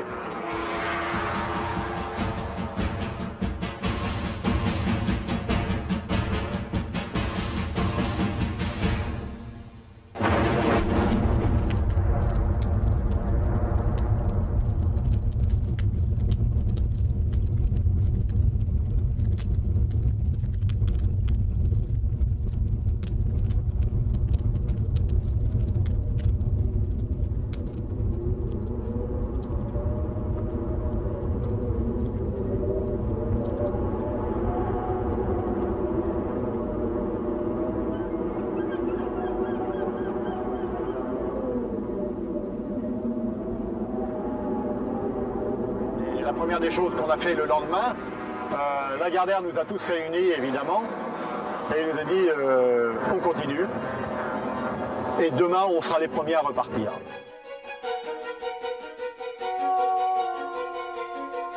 L'équipe Matra aborde tristesse au cœur les 24 heures du Mans 67, théâtre d'un duel historique et mythologique entre l'armada Ford, menée par les redoutables Mark IV, et l'armada Ferrari, constituée des nouvelles et élégantes 330 P4. On note l'apparition de l'impressionnante et novatrice Chaparral de 7 litres de cylindrée, équipée d'un aileron digne d'un avion de l'US Air Force. Après une somptueuse bataille, devant 300 000 spectateurs, c'est la Mark IV de Gurney et Foyt qui offre à Ford sa seconde victoire.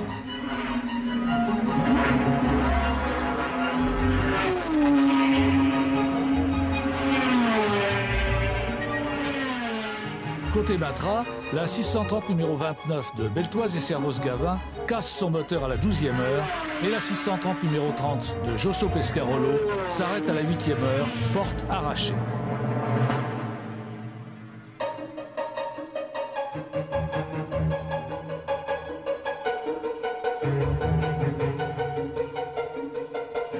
Le rude apprentissage continue et malgré ses débuts difficiles, Matra poursuit toujours son objectif de faire courir un prototype 100% français au Mans. Le V12 étant encore en cours d'achèvement et pour ne pas être pris au dépourvu, Matra équipe un châssis 630 d'un V8 Ford de 4,7 litres.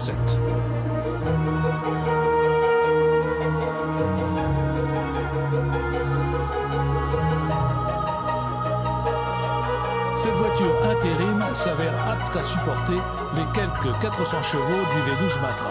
Ce moteur, c'est le rêve de toute une équipe et de tous les amateurs du sport automobile en France. Georges Martin, ingénieur et ex-directeur du service essai moteur chez Simca, en est le maître d'œuvre. Il avait une double fonction, c'est-à-dire que d'une part, il devait gagner des courses de Formule 1 et si possible le championnat du monde, des conducteurs, mais également il devait gagner les 24 heures du Mans. Or, à l'époque, le règlement des 24 heures du Mans n'interdisait pas une cylindrée plus élevée que 3 litres. Hein. Donc, il fallait faire un moteur de 3 litres en Formule 1, mais qui puisse éventuellement être élargi à... Je crois qu'on l'avait fait en 3 litres et 4 litres 2 au départ. Et en fait, il n'a jamais couru en cylindrée 4 litres 2. Jean-Luc Lagardère me posait tout le temps la question, mais quelle sera sa puissance? Et moi je disais, j'en sais foutre rien, mais vraiment, je n'en sais rien et ça ne me pose pas de problème pour l'instant. Le problème, c'est qu'il marche correctement, qu'il fonctionne correctement. Et ça, j'étais sûr de mon coup. Et il est dans le coup, ce moteur, né à la veille de Noël 1967. C'est un divin bébé, avec ses 12 cylindres disposés en V à 60 degrés, ses 48 soupapes ses 4 arbres à cam en tête, actionnés par une cascade de 12 pignons. Il va immédiatement être mis en production.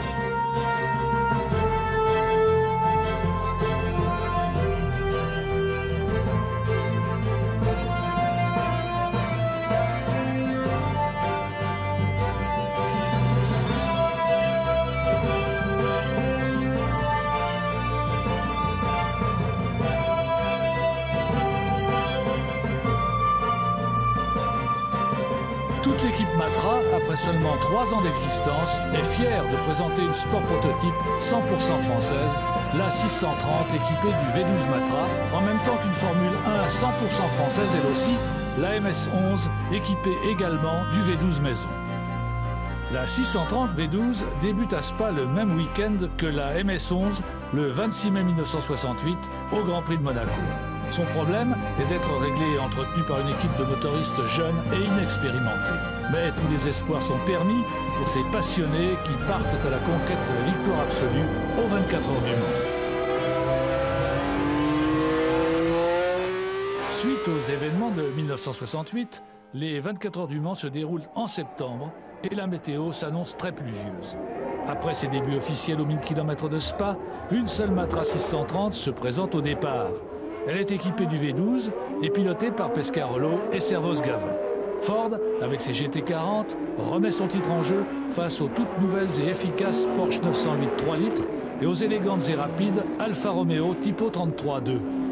Grâce à l'expérience de John Wyer et à la maturité de la GT40, Lucien Bianchi et Pedro Rodriguez vont rapidement s'imposer en tête de la course.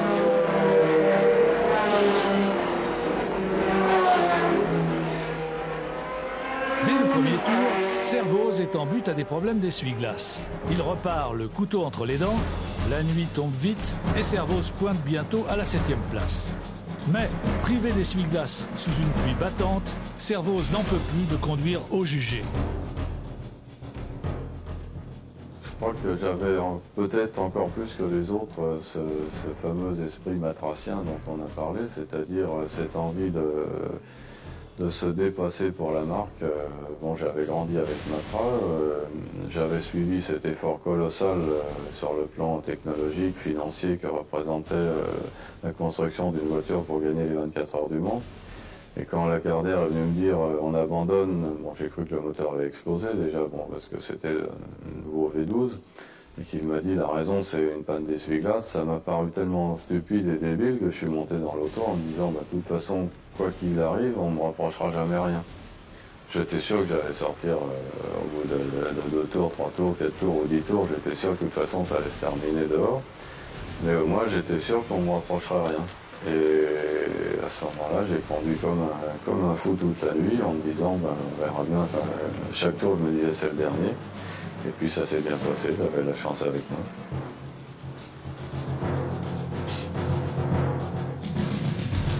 Avec les performances d'Henri Pescarolo pendant la nuit, sans essuie-glace, et c'était quelque chose d'incroyable. Je pense que ça a fait beaucoup pleurer dans les chaumières de voir cette voiture en 2e position. Enfin, c'était assez fantastique. Ce qu'a fait Henri, c'était inouï, quoi, quand même. Et voir une voiture française, toute bleue, être en 2e position des 24 heures du Mans, bon, c'est quelque chose qui effectivement a marqué.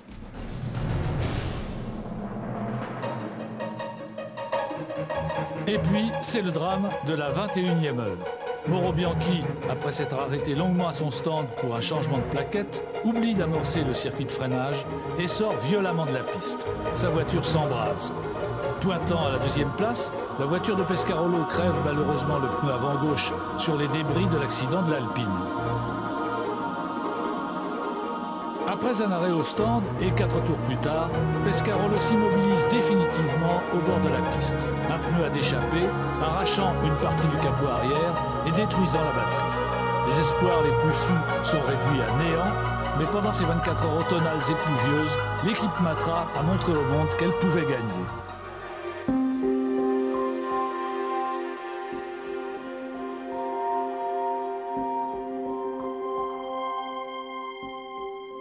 Toute l'équipe Matra pressant la victoire à sa portée, et dans les ateliers de Vélizy, fin décembre 68, on s'active à construire un original prototype, la 640.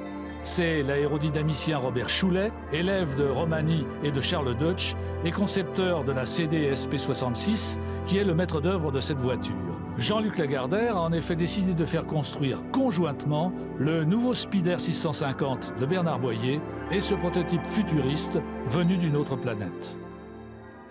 Les liaisons ont été novatrices en ce sens que c'était sur une voiture de sport la première fois que l'on incluait un développement, une géométrie à 5 bielles, qui est un système qui a des potentialités très grandes sur le plan de la cinématique et d'autre part aussi sur le plan de l'aérodynamique. Mais en plus, cette voiture devait recevoir en développement une suspension hydropneumatique à interaction entre essieux et sur lequel je fondais de gros espoirs. Ça, c'était le deuxième point. Et le troisième, c'était l'aérodynamique. Sur la base de l'expérience des développements que j'avais pu suivre et faire chez Charles Deutsch, eh bien, on visait de faire une voiture qui ait une grande finesse, un faible CX, qui serait de l'ordre de 0,24 à peu près, et lui permettant une vitesse de l'ordre de 350 à 360 km/h avec 400 chevaux. Et en même temps, une voiture très stable, équipée notamment de dérives pour stabiliser sa trajectoire transversale. C'était des premiers essais, on peut dire, approfondis, où on faisait des enregistrements extrêmement précis de la variation de l'assiette d'une voiture. La voiture était équipée de potentiomètres et ses suspensions, et on pouvait connaître en fonction de la vitesse de la voiture quel était l'enfoncement ou la détente des suspensions à ces différents niveaux de vitesse, et ceci pour différentes configurations. Et on avait prévu un plan d'expérience où on allait tester 3 incidences voiture et puis 3 calages du volet arrière de cette voiture. Et on allait de cette manière, après dépouillement, chercher l'optimum de ces configurations. Et la 640 subit lors de ses essais une déformation des portières sous la pression des hautes vitesses qui perturbe fortement la tenue de route de la voiture. Construite trop rapidement, en moins de 4 mois, la 640 ne peut être prête pour les essais préliminaires d'avril. Matra obtient alors la fermeture exceptionnelle de la ligne droite des Hunaudières quelques jours plus tard pour mener à bien in situ les réglages de la 640. Parce que d'abord, il faut savoir que je ne devais pas la conduire, c'est Servos qui devait commencer les essais. Et il était en retard comme d'habitude, donc je suis allé faire un aller-retour de la ligne droite des Hunaudières seulement pour chauffer la voiture, donc j'allais pas vite. Au moment où la voiture a décollé, apparemment à cet endroit-là, je devais être entre 250 et 260 à l'heure, alors qu'on avait roulé à 320 avec. Donc c'est vraiment 260 pour une voiture qui est supposée rouler à 400, c'était vraiment aller tout doucement.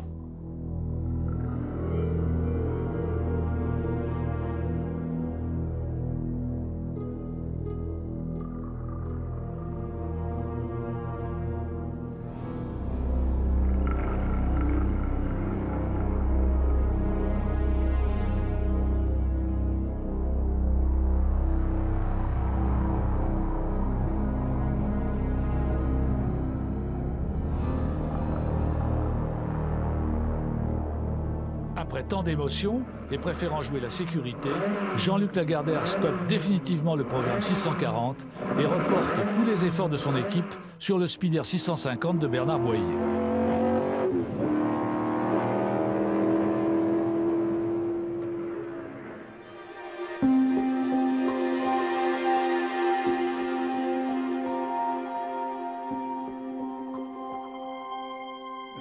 Choulet venait de l'école CD que je connaissais bien pour y être passé avant lui, et j'avais pas du tout envie de suivre les options qu'il prenait au niveau de la voiture. Son option était finesse maximum, et moi je voulais jouer temps autour au Mans, sachant que nous avions chez Matra des pilotes de monoplace qui voulaient avoir le nez au vent et qui avaient souffert énormément dans la 620 et la 630. Je savais, par les avoir côtoyés, que lorsqu'on contrarie le pilote et qu'on le met dans les mauvaises conditions, ça va pas. Il faut que la voiture marche, mais il faut aussi que le pilote ait envie de la faire marcher. Mais encore une fois, gagner une course, ça consiste pas forcément à aller plus vite. Gagner une course, ça veut dire être devant le second au moment de l'arrivée. C'est tout ce qui compte. Après une campagne d'essai intensive de simulation des 24 heures, Matra présente 4 voitures au Mans 1969. Une ancienne 630 pour Guichet Vaccarella, 2 630-650 pour Servoz Gavin Muller et Gali Willows, et la toute nouvelle 650 aux mains de Beltoise Courage. Porsche, de son côté, engage 5 917 de 4,5 litres et Ferrari 2 312 P3 litres pour contrer les inusables Ford GT40 de John Wyer. C'est finalement Jackie Hicks qui devait offrir sa 4e victoire à Ford en précédant de 120 mètres la Porsche 908 d'Hermann et Larousse.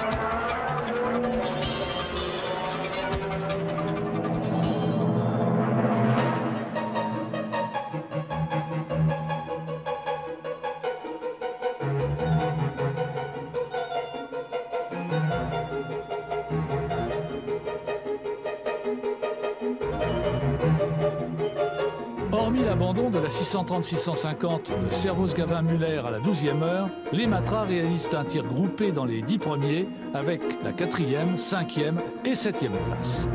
Malgré le handicap de puissance, c'est un superbe résultat. Le travail, la persévérance et la mise en place d'une organisation sans faille portent leurs fruits.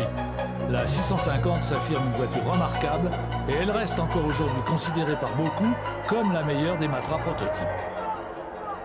La 650 était une très bonne voiture.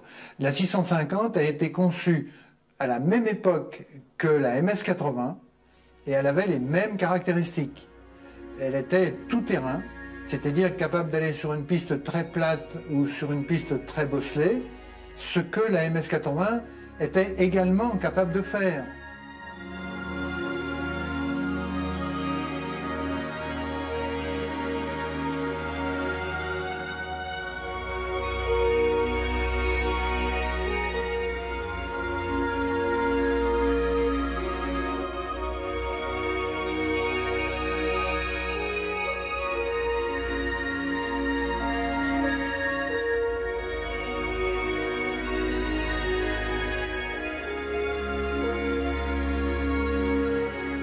Handicapé au Mans par le règlement qui permet toujours l'ouverture au moteur de plus de 3 litres de cylindrée, Matra engage 2 650 au Tour de France 1970 et 71.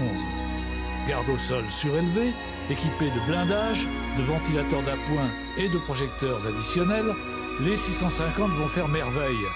Elle remporte l'édition 70 avec Beltoise Todd et l'édition 71 avec Larousse Johnny Reeve. Le moteur V12 était d'une fiabilité à toute épreuve et on avait donc accompli les 4500 km ornés de 8 courses en circuit ou 10, je ne sais plus, des courses de côte comme le Mont Ventoux qui étaient très longues, ou Champs-Rousse, ou on avait fait des courses de côte aussi dans le nord du côté de l'île, très courtes avec du gravillon, etc. Enfin, on a parcouru tous les types de routes possibles imaginables et on est arrivé à Nice à la fin du périple, notre voiture à nous était toute neuve. C'est à cette époque que Matra a finalisé la mise au point d'une organisation efficace et rationnelle en vue de gagner les 24 heures du Mans. La machine de guerre est maintenant parfaitement rodée pour livrer une nouvelle bataille mancelle.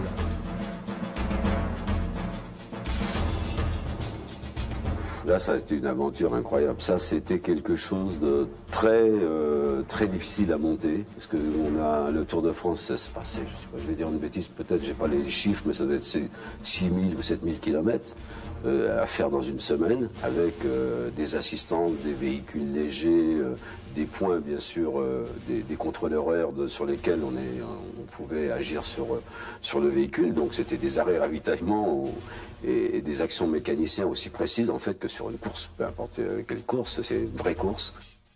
L'objectif suprême, c'est toujours le Mans. Et en juin 70, l'équipe Matra est présente, tout en sachant qu'elle ne peut prétendre à la victoire absolue cette année-là contre 24 Porsche. 3 voitures sont engagées, 2 650 pour Jabouille de Paillet et Brabham Sever, et une 660 pour Beltoise Pescarolo. À la 7e heure de course, elles vont toutes casser leur moteur, victimes d'une segmentation défectueuse. Mais chez Matra, les ravitaillements au stand s'effectuent avec toujours autant de fougue et de détermination. Aux 1000 km de Paris, c'est la confirmation du talent du jeune François Sevère qui remporte une magnifique victoire en compagnie du chevronné Jack Brabham. La toute nouvelle MS 660 dispose d'une coque centrale, recélant les réservoirs souples disposés en nappe sous son plancher.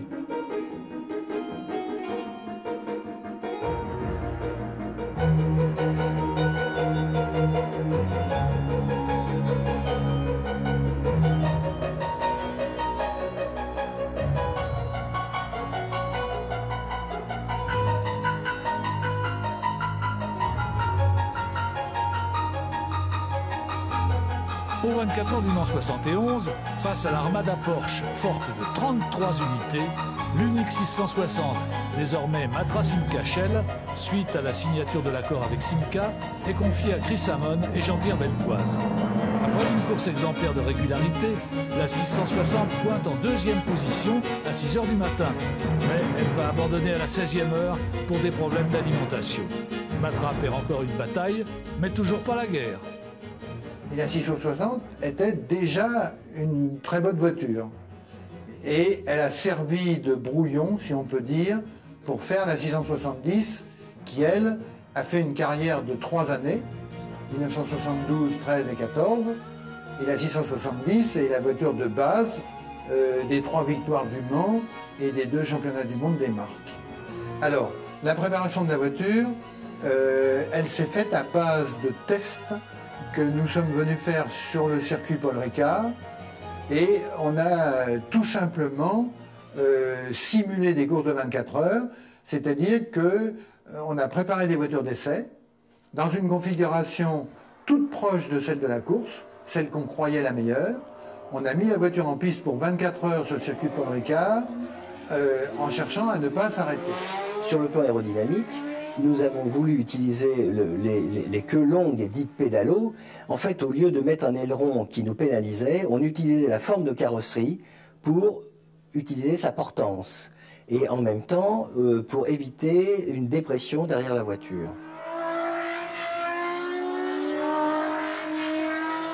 Il y avait un deuxième point particulier, que c'était une course d'endurance de 24 heures, donc qui se déroulait la nuit.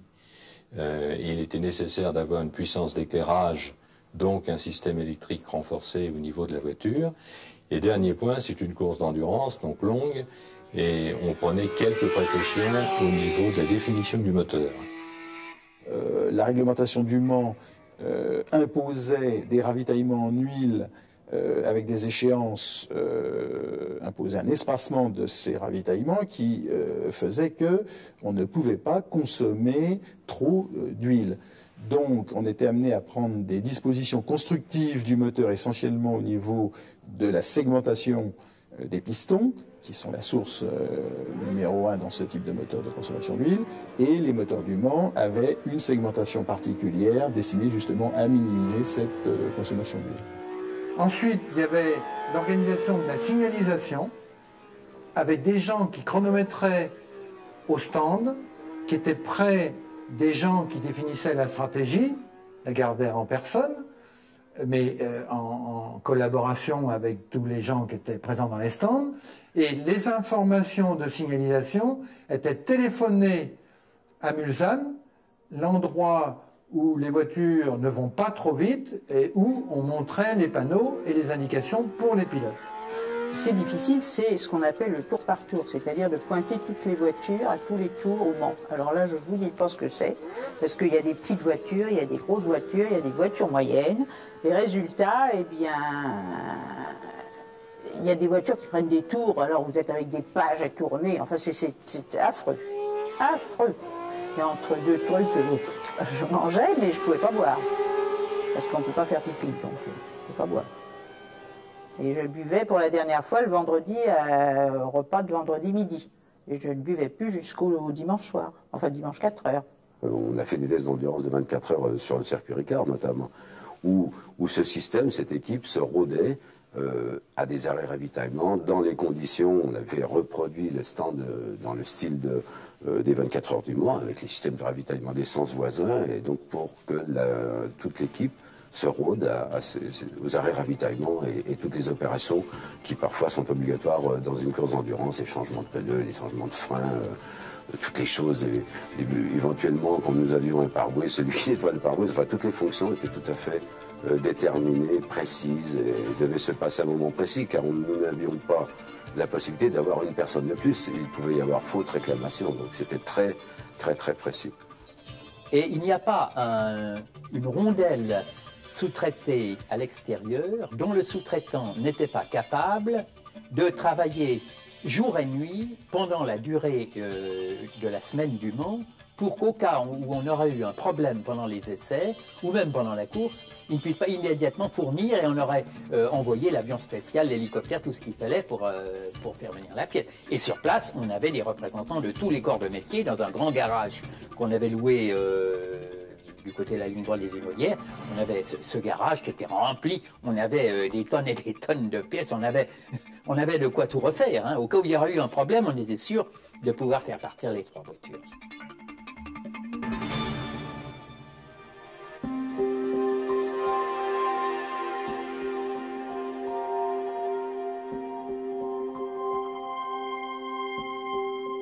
Le grand jour est arrivé.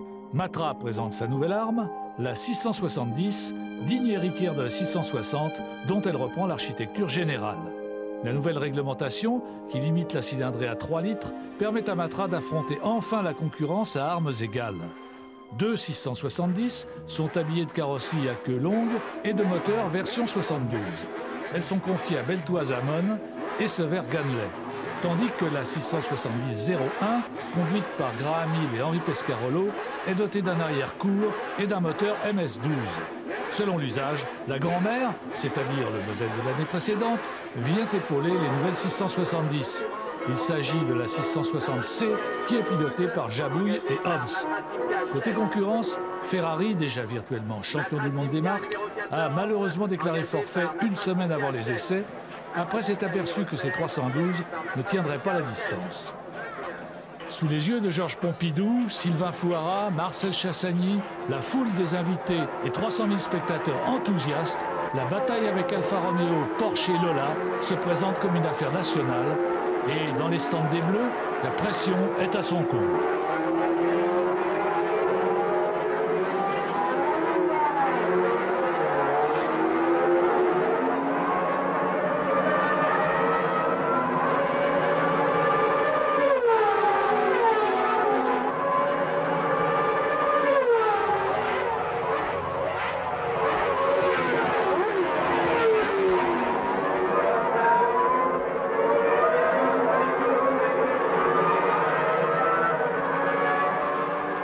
C'est au départ, je me trouvais entre Monsieur Pompidou et Madame sur la tour, vous savez.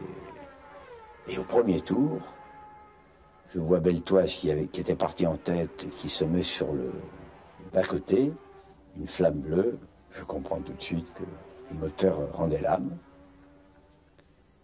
Et je me souviendrai toujours, Monsieur Pompidou me demande qu'est-ce qui se passe. Je dis, pour cette voiture, c'est plus que grave. J'espère que les 3 autres ne vont pas avoir le même mal, la même catastrophe. On a refait des essais le matin de la course sur l'aérodrome. Et là, c'était différent, on ne pouvait pas voir. On a dit, bah oui, il marche, quoi, il marche. Bon. Ok, on le garde. Et il casse au 2e tour. C'était ça. Hein. Bon. Et alors, il y a des tas de gens qui ont pensé, mais le bruit a couru, que c'était pour me faire remarquer de Pompidou. En fait, c'est une bielle qui a traversé le bloc moteur. Après l'abandon de Beltoise, la Lola Ford mène la vie dure aux voitures bleues, mais dès la 2e heure de course, Matra met en scène un beau chassé croisé en tête entre la 670 de Sever Ganley et celle de Pescarolo Hill.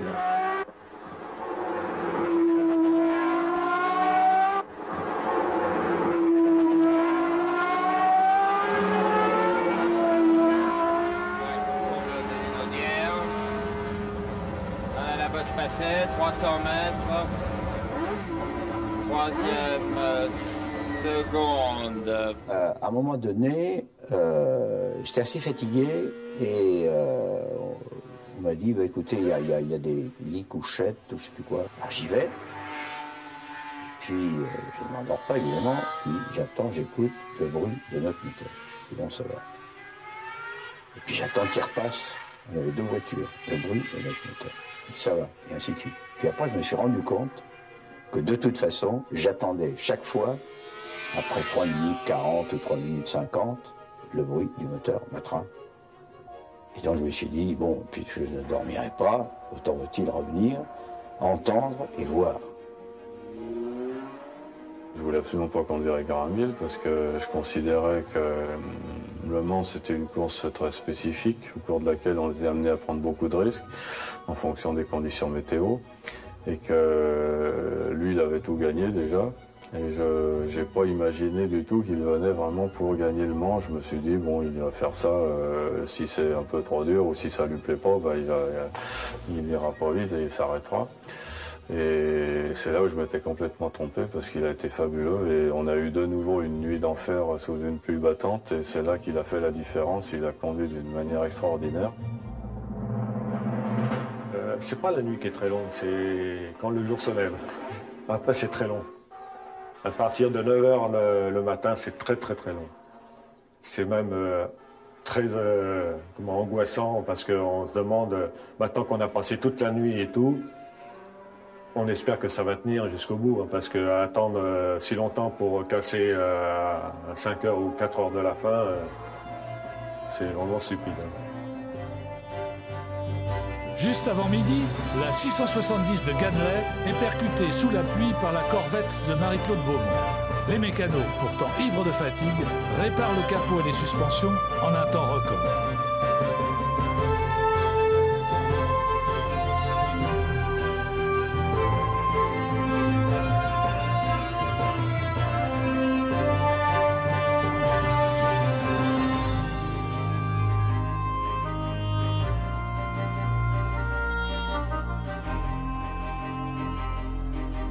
À 1h30 de la fin, Jabouille s'immobilise, boîte de vitesse bloquée.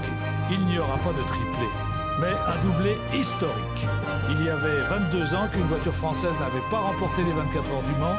Une victoire qui restera à jamais gravée dans les mémoires et dans les cœurs. C'est quelque chose de très fort. Moi, j'ai toujours comparé ce genre de choses. J'ai eu d'autres succès dans ma carrière. C'est comme un orgasme. C'est très court, mais c'est très fort. C'est quelque chose d'extrêmement puissant, indescriptible. En fait. C'est l'objectif atteint. C'est la chair de poule. On pleurait de joie. C'était quelque chose de fantastique. C'est 200 000 personnes qui sortent des gradins et qui vous montent dessus, qui écrasent les voitures. C'est quelque chose d'impressionnant. Là, il y a les larmes qui coulent. C'est dingue, surtout quand vous avez bu de champagne après. Là, vous savez tout, vous êtes... Faire la mécanique sur une voiture qui gagne et être à l'arrivée, assis sur la voiture, à féliciter le pilote, c'était fabuleux. Évidemment, c'est un souvenir extraordinaire. C'est arrivé, c'est un petit peu... on est sur un nuage, et c'est progressivement, et après qu'on se rend compte vraiment de ce qui s'est passé. Il s'est trouvé que j'étais à côté de Sylvain Floirat, qui était notre président du groupe. Et il m'a dit, mon vieux Martin, je savais très bien que j'ai toujours eu un drapeau tricolore dans le ventre. Alors on me demandait si je suis content ou parler si je suis content. La première victoire, ça a été du délire. Ah oui, vraiment. Ça a été la victoire de Pescarolo et Gare à 1000, c'était extraordinaire.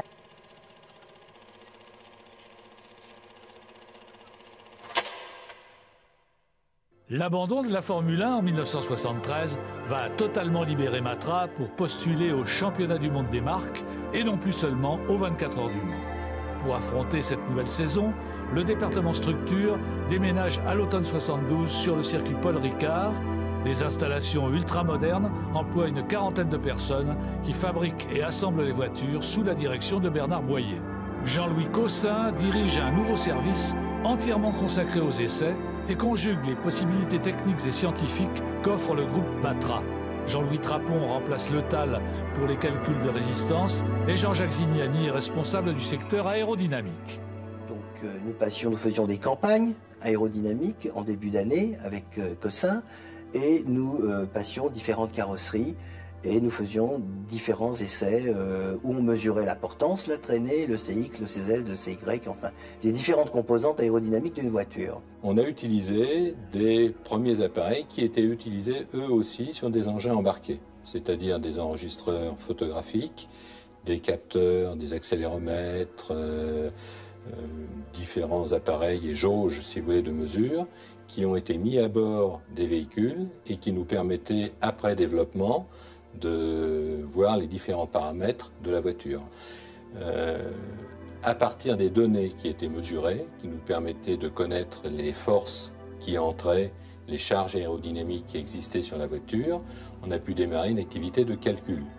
Alors calcul qui était faite à la main et à la règle de calcul un petit peu plus tard avec les premiers micro-ordinateurs utilisant un système basique si vous voulez. Mais c'était un calcul pur de résistance des matériaux tel qu'on pouvait l'enseigner ou l'apprendre à l'école à l'époque. C'était révolutionnaire, l'HP65 c'était un truc, tout ingénieur normalement constitué qui sortait de l'école, il bavait devant, quoi. Ça valait 5000 francs à l'époque, c'était une fortune, hein. Maintenant ça vaut 3 francs 6 sous, mais à l'époque c'était un grand pas en avant, hein. Ça vous faisait un calcul en quelques nanosecondes, là. C'était super. Et il y avait une direction qui avait un ordinateur scientifique à sa disposition et qui nous a permis c'est Jean-Louis Cossin qui avait eu cette idée-là, qui nous a permis de faire un calcul qui prenait à la main une journée en, on va dire, une demi-seconde. On voit les briques dessous. Et voilà, on coupe après.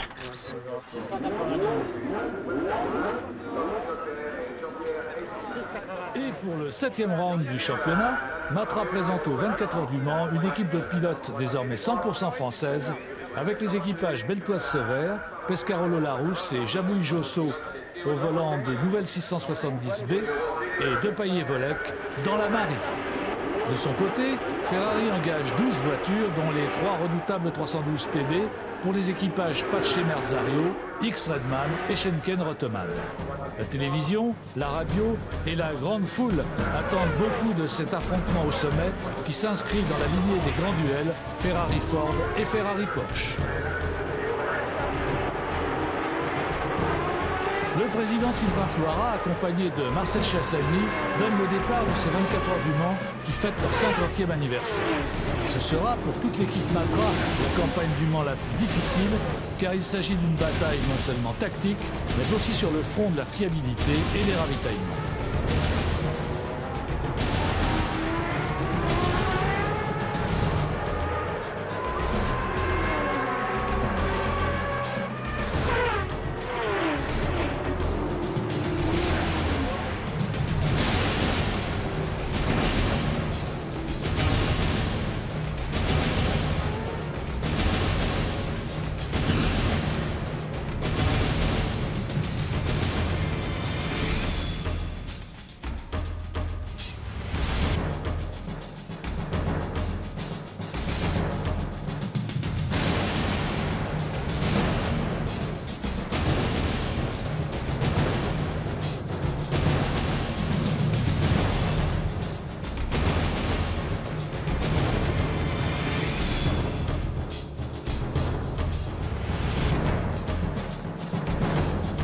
Le rythme infernal auquel sont soumises les mécaniques va commencer à clairsemer les rangs des deux équipes.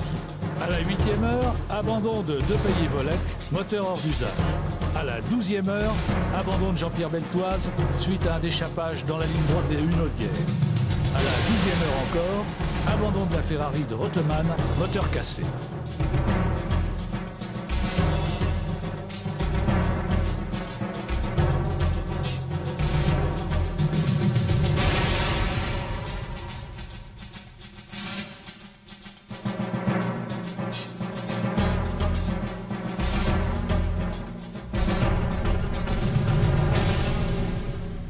À la mi-course, X-Redman compte 2 tours d'avance sur Pescarolo-Larousse et au petit matin, les deux voitures vont se livrer une somptueuse bataille. À 11 h, X s'arrête au stand. La combinaison trempée d'essence. Le bidon tampon d'alimentation a lâché. La victoire de Matra semble assurée. Pescarolo parade en tête avec 4 tours d'avance. Mais c'est le coup de théâtre. Peu après-midi, Larousse stoppe pour un ravitaillement, mais il lui est impossible de repartir. Peu habitué à démonter le démarreur, l'équipe des mécanos, Marcel Vieublé en tête, perd beaucoup de temps dans cette opération. On a démonté le démarreur, on a été dans le stand derrière, on a bidouillé un petit peu, on a remis le démarreur dedans. La vis excessive, on en a remis très vite. Et la deuxième vis, la vis inférieure, bon, comme c'était trop long à mettre, j'ai pris la décision de dire à Georges Matin, on part comme ça, avec une seule vis, et sur le coup, on passe pas à tout un tas de choses. Et Jean-Luc Lagardère est venu voir Georges Matin, il lui dit, mais vous êtes sûr que ça va tenir? Georges Matin est venu me voir en me disant, mais Marcel, vous êtes sûr que ça va tenir, que le démarreur va pas? Et pendant tout le relais, je voyais le démarreur qui traînait par terre au bout du fil et tout, en me disant, ça y est, on a paumé le manche, j'ai fait une connerie comme c'est pas possible. Donc la voiture est arrivée au relais, le démarreur était en place, on a remis la vis vite fait, et puis c'est reparti, et on a gagné le Mans, quoi. En effet, la victoire a choisi son camp, car à 14 h 27, la Ferrari, pilotée par Jackie X, stoppe au stand, moteur cassé. Et la Matra, toujours à la merci d'une panne de démarreur, termine sans forcer son ultime relais. Pesca remporte ses deuxièmes 24 heures du Mans consécutives, et Matra inscrit de nouveau avec lui son nom au palmarès de la plus célèbre course du monde.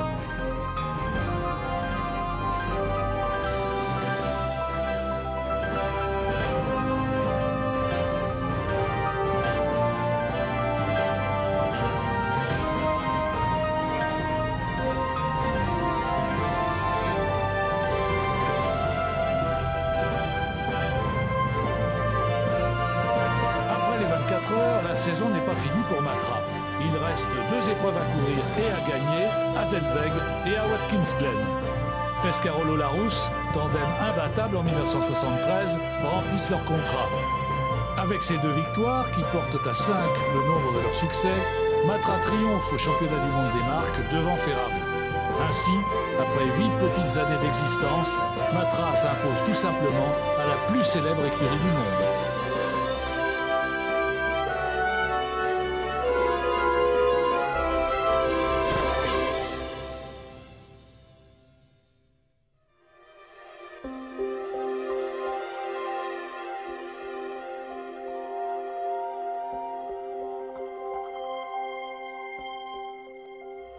En 1974, désormais soutenu par la CEITA, Matra présente la dernière évolution de la 670, la 670C, décorée aux couleurs de gitane. Si l'architecture générale demeure inchangée, un intense travail aérodynamique a entraîné la modification du capot avant, du saut de vent, de la prise d'air, ainsi que du porte-à-faux de l'aileron. Un effort considérable a porté sur la réduction du poids de la voiture. On est arrivé à ne même plus peindre certaines pièces.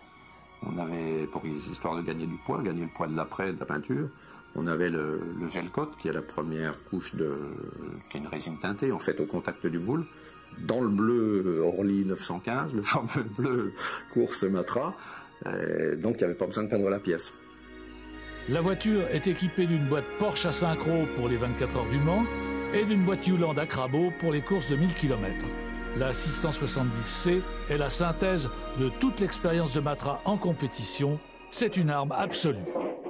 Au Mans, après le forfait d'Alfa Romeo, les voitures bleues sont menacées seulement par 2 Gulf Mirage, 2 Ligier JS2 Maserati et 2 Porsche RSR Turbo. Concurrence réduite, certes, mais aux 24 heures, une victoire n'est jamais acquise.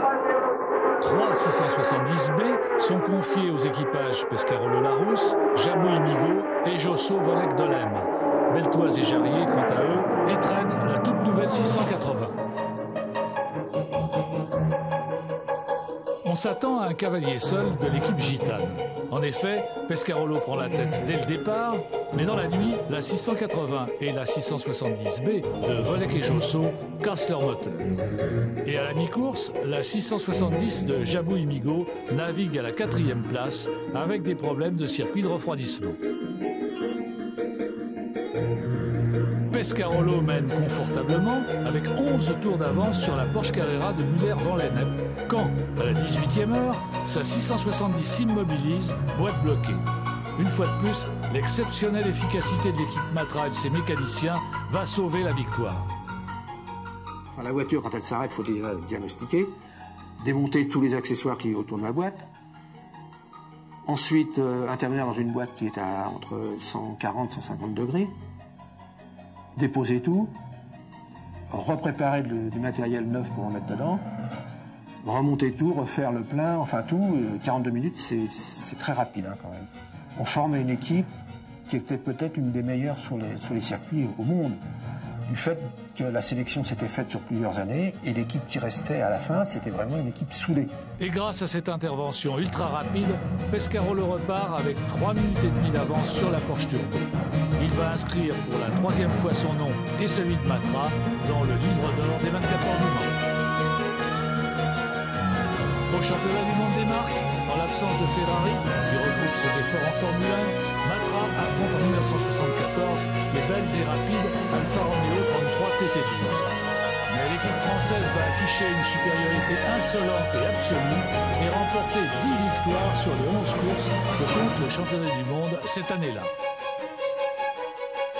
Mais les temps changent. La guerre du Kippour, l'augmentation de l'essence, l'instauration des limitations de vitesse, l'interdiction temporaire de la compétition, tous ces événements annoncent la fin des 30 glorieuses de l'industrie française et conduisent Jean-Luc Lagardère à remettre en question l'implication de Matra dans le sport automobile. J'ai beaucoup hésité, mais je me suis rappelé qu'en effet, j'avais prévu de faire de la compétition pendant 10 ans. J'ai vu qu'on avait atteint tous les objectifs, tous. Et que sur un plan donc purement réaliste, je ne pouvais pas apporter à Matra, car c'est avant tout de Matra qu'il s'agissait, autre chose que des confirmations qui sont malgré tout secondaires. Et donc je me suis dit, si je continue, ce sera pour me faire plaisir. Et pour faire plaisir à des personnes. Mais ça, je considère que dans mes responsabilités, je n'ai pas le droit, je n'ai jamais eu le droit de faire passer mon plaisir personnel devant l'intérêt de milliers, de dizaines de milliers de personnes. Et donc, dans ces cas-là, la raison prend toujours le dessus, enfin jusqu'à présent. Dans toutes les décisions que j'ai prises, je me suis efforcé, bien sûr, de maintenir le cœur lorsque le cœur est partagé, mais finalement de décider avec la raison. Et la raison, c'était clair, il fallait arrêter. Moi, je n'ai aucun regret. Parce que vraiment, cette aventure Matra, les gens que j'ai rencontrés, Chassagny, Foirat, Lagardère, des gens exceptionnels. La voiture était bleue, le moteur V12. Je vivais un rêve dont je... C'était plus qu'un rêve. Ce que j'avais rêvé, c'était pas aussi beau que ça. Donc ces gens-là m'ont apporté, qui n'ai pas été champion du monde, mais ils m'ont apporté vraiment au-delà de mes rêves. Donc je peux que les remercier, je peux rien regretter, c'est fantastique.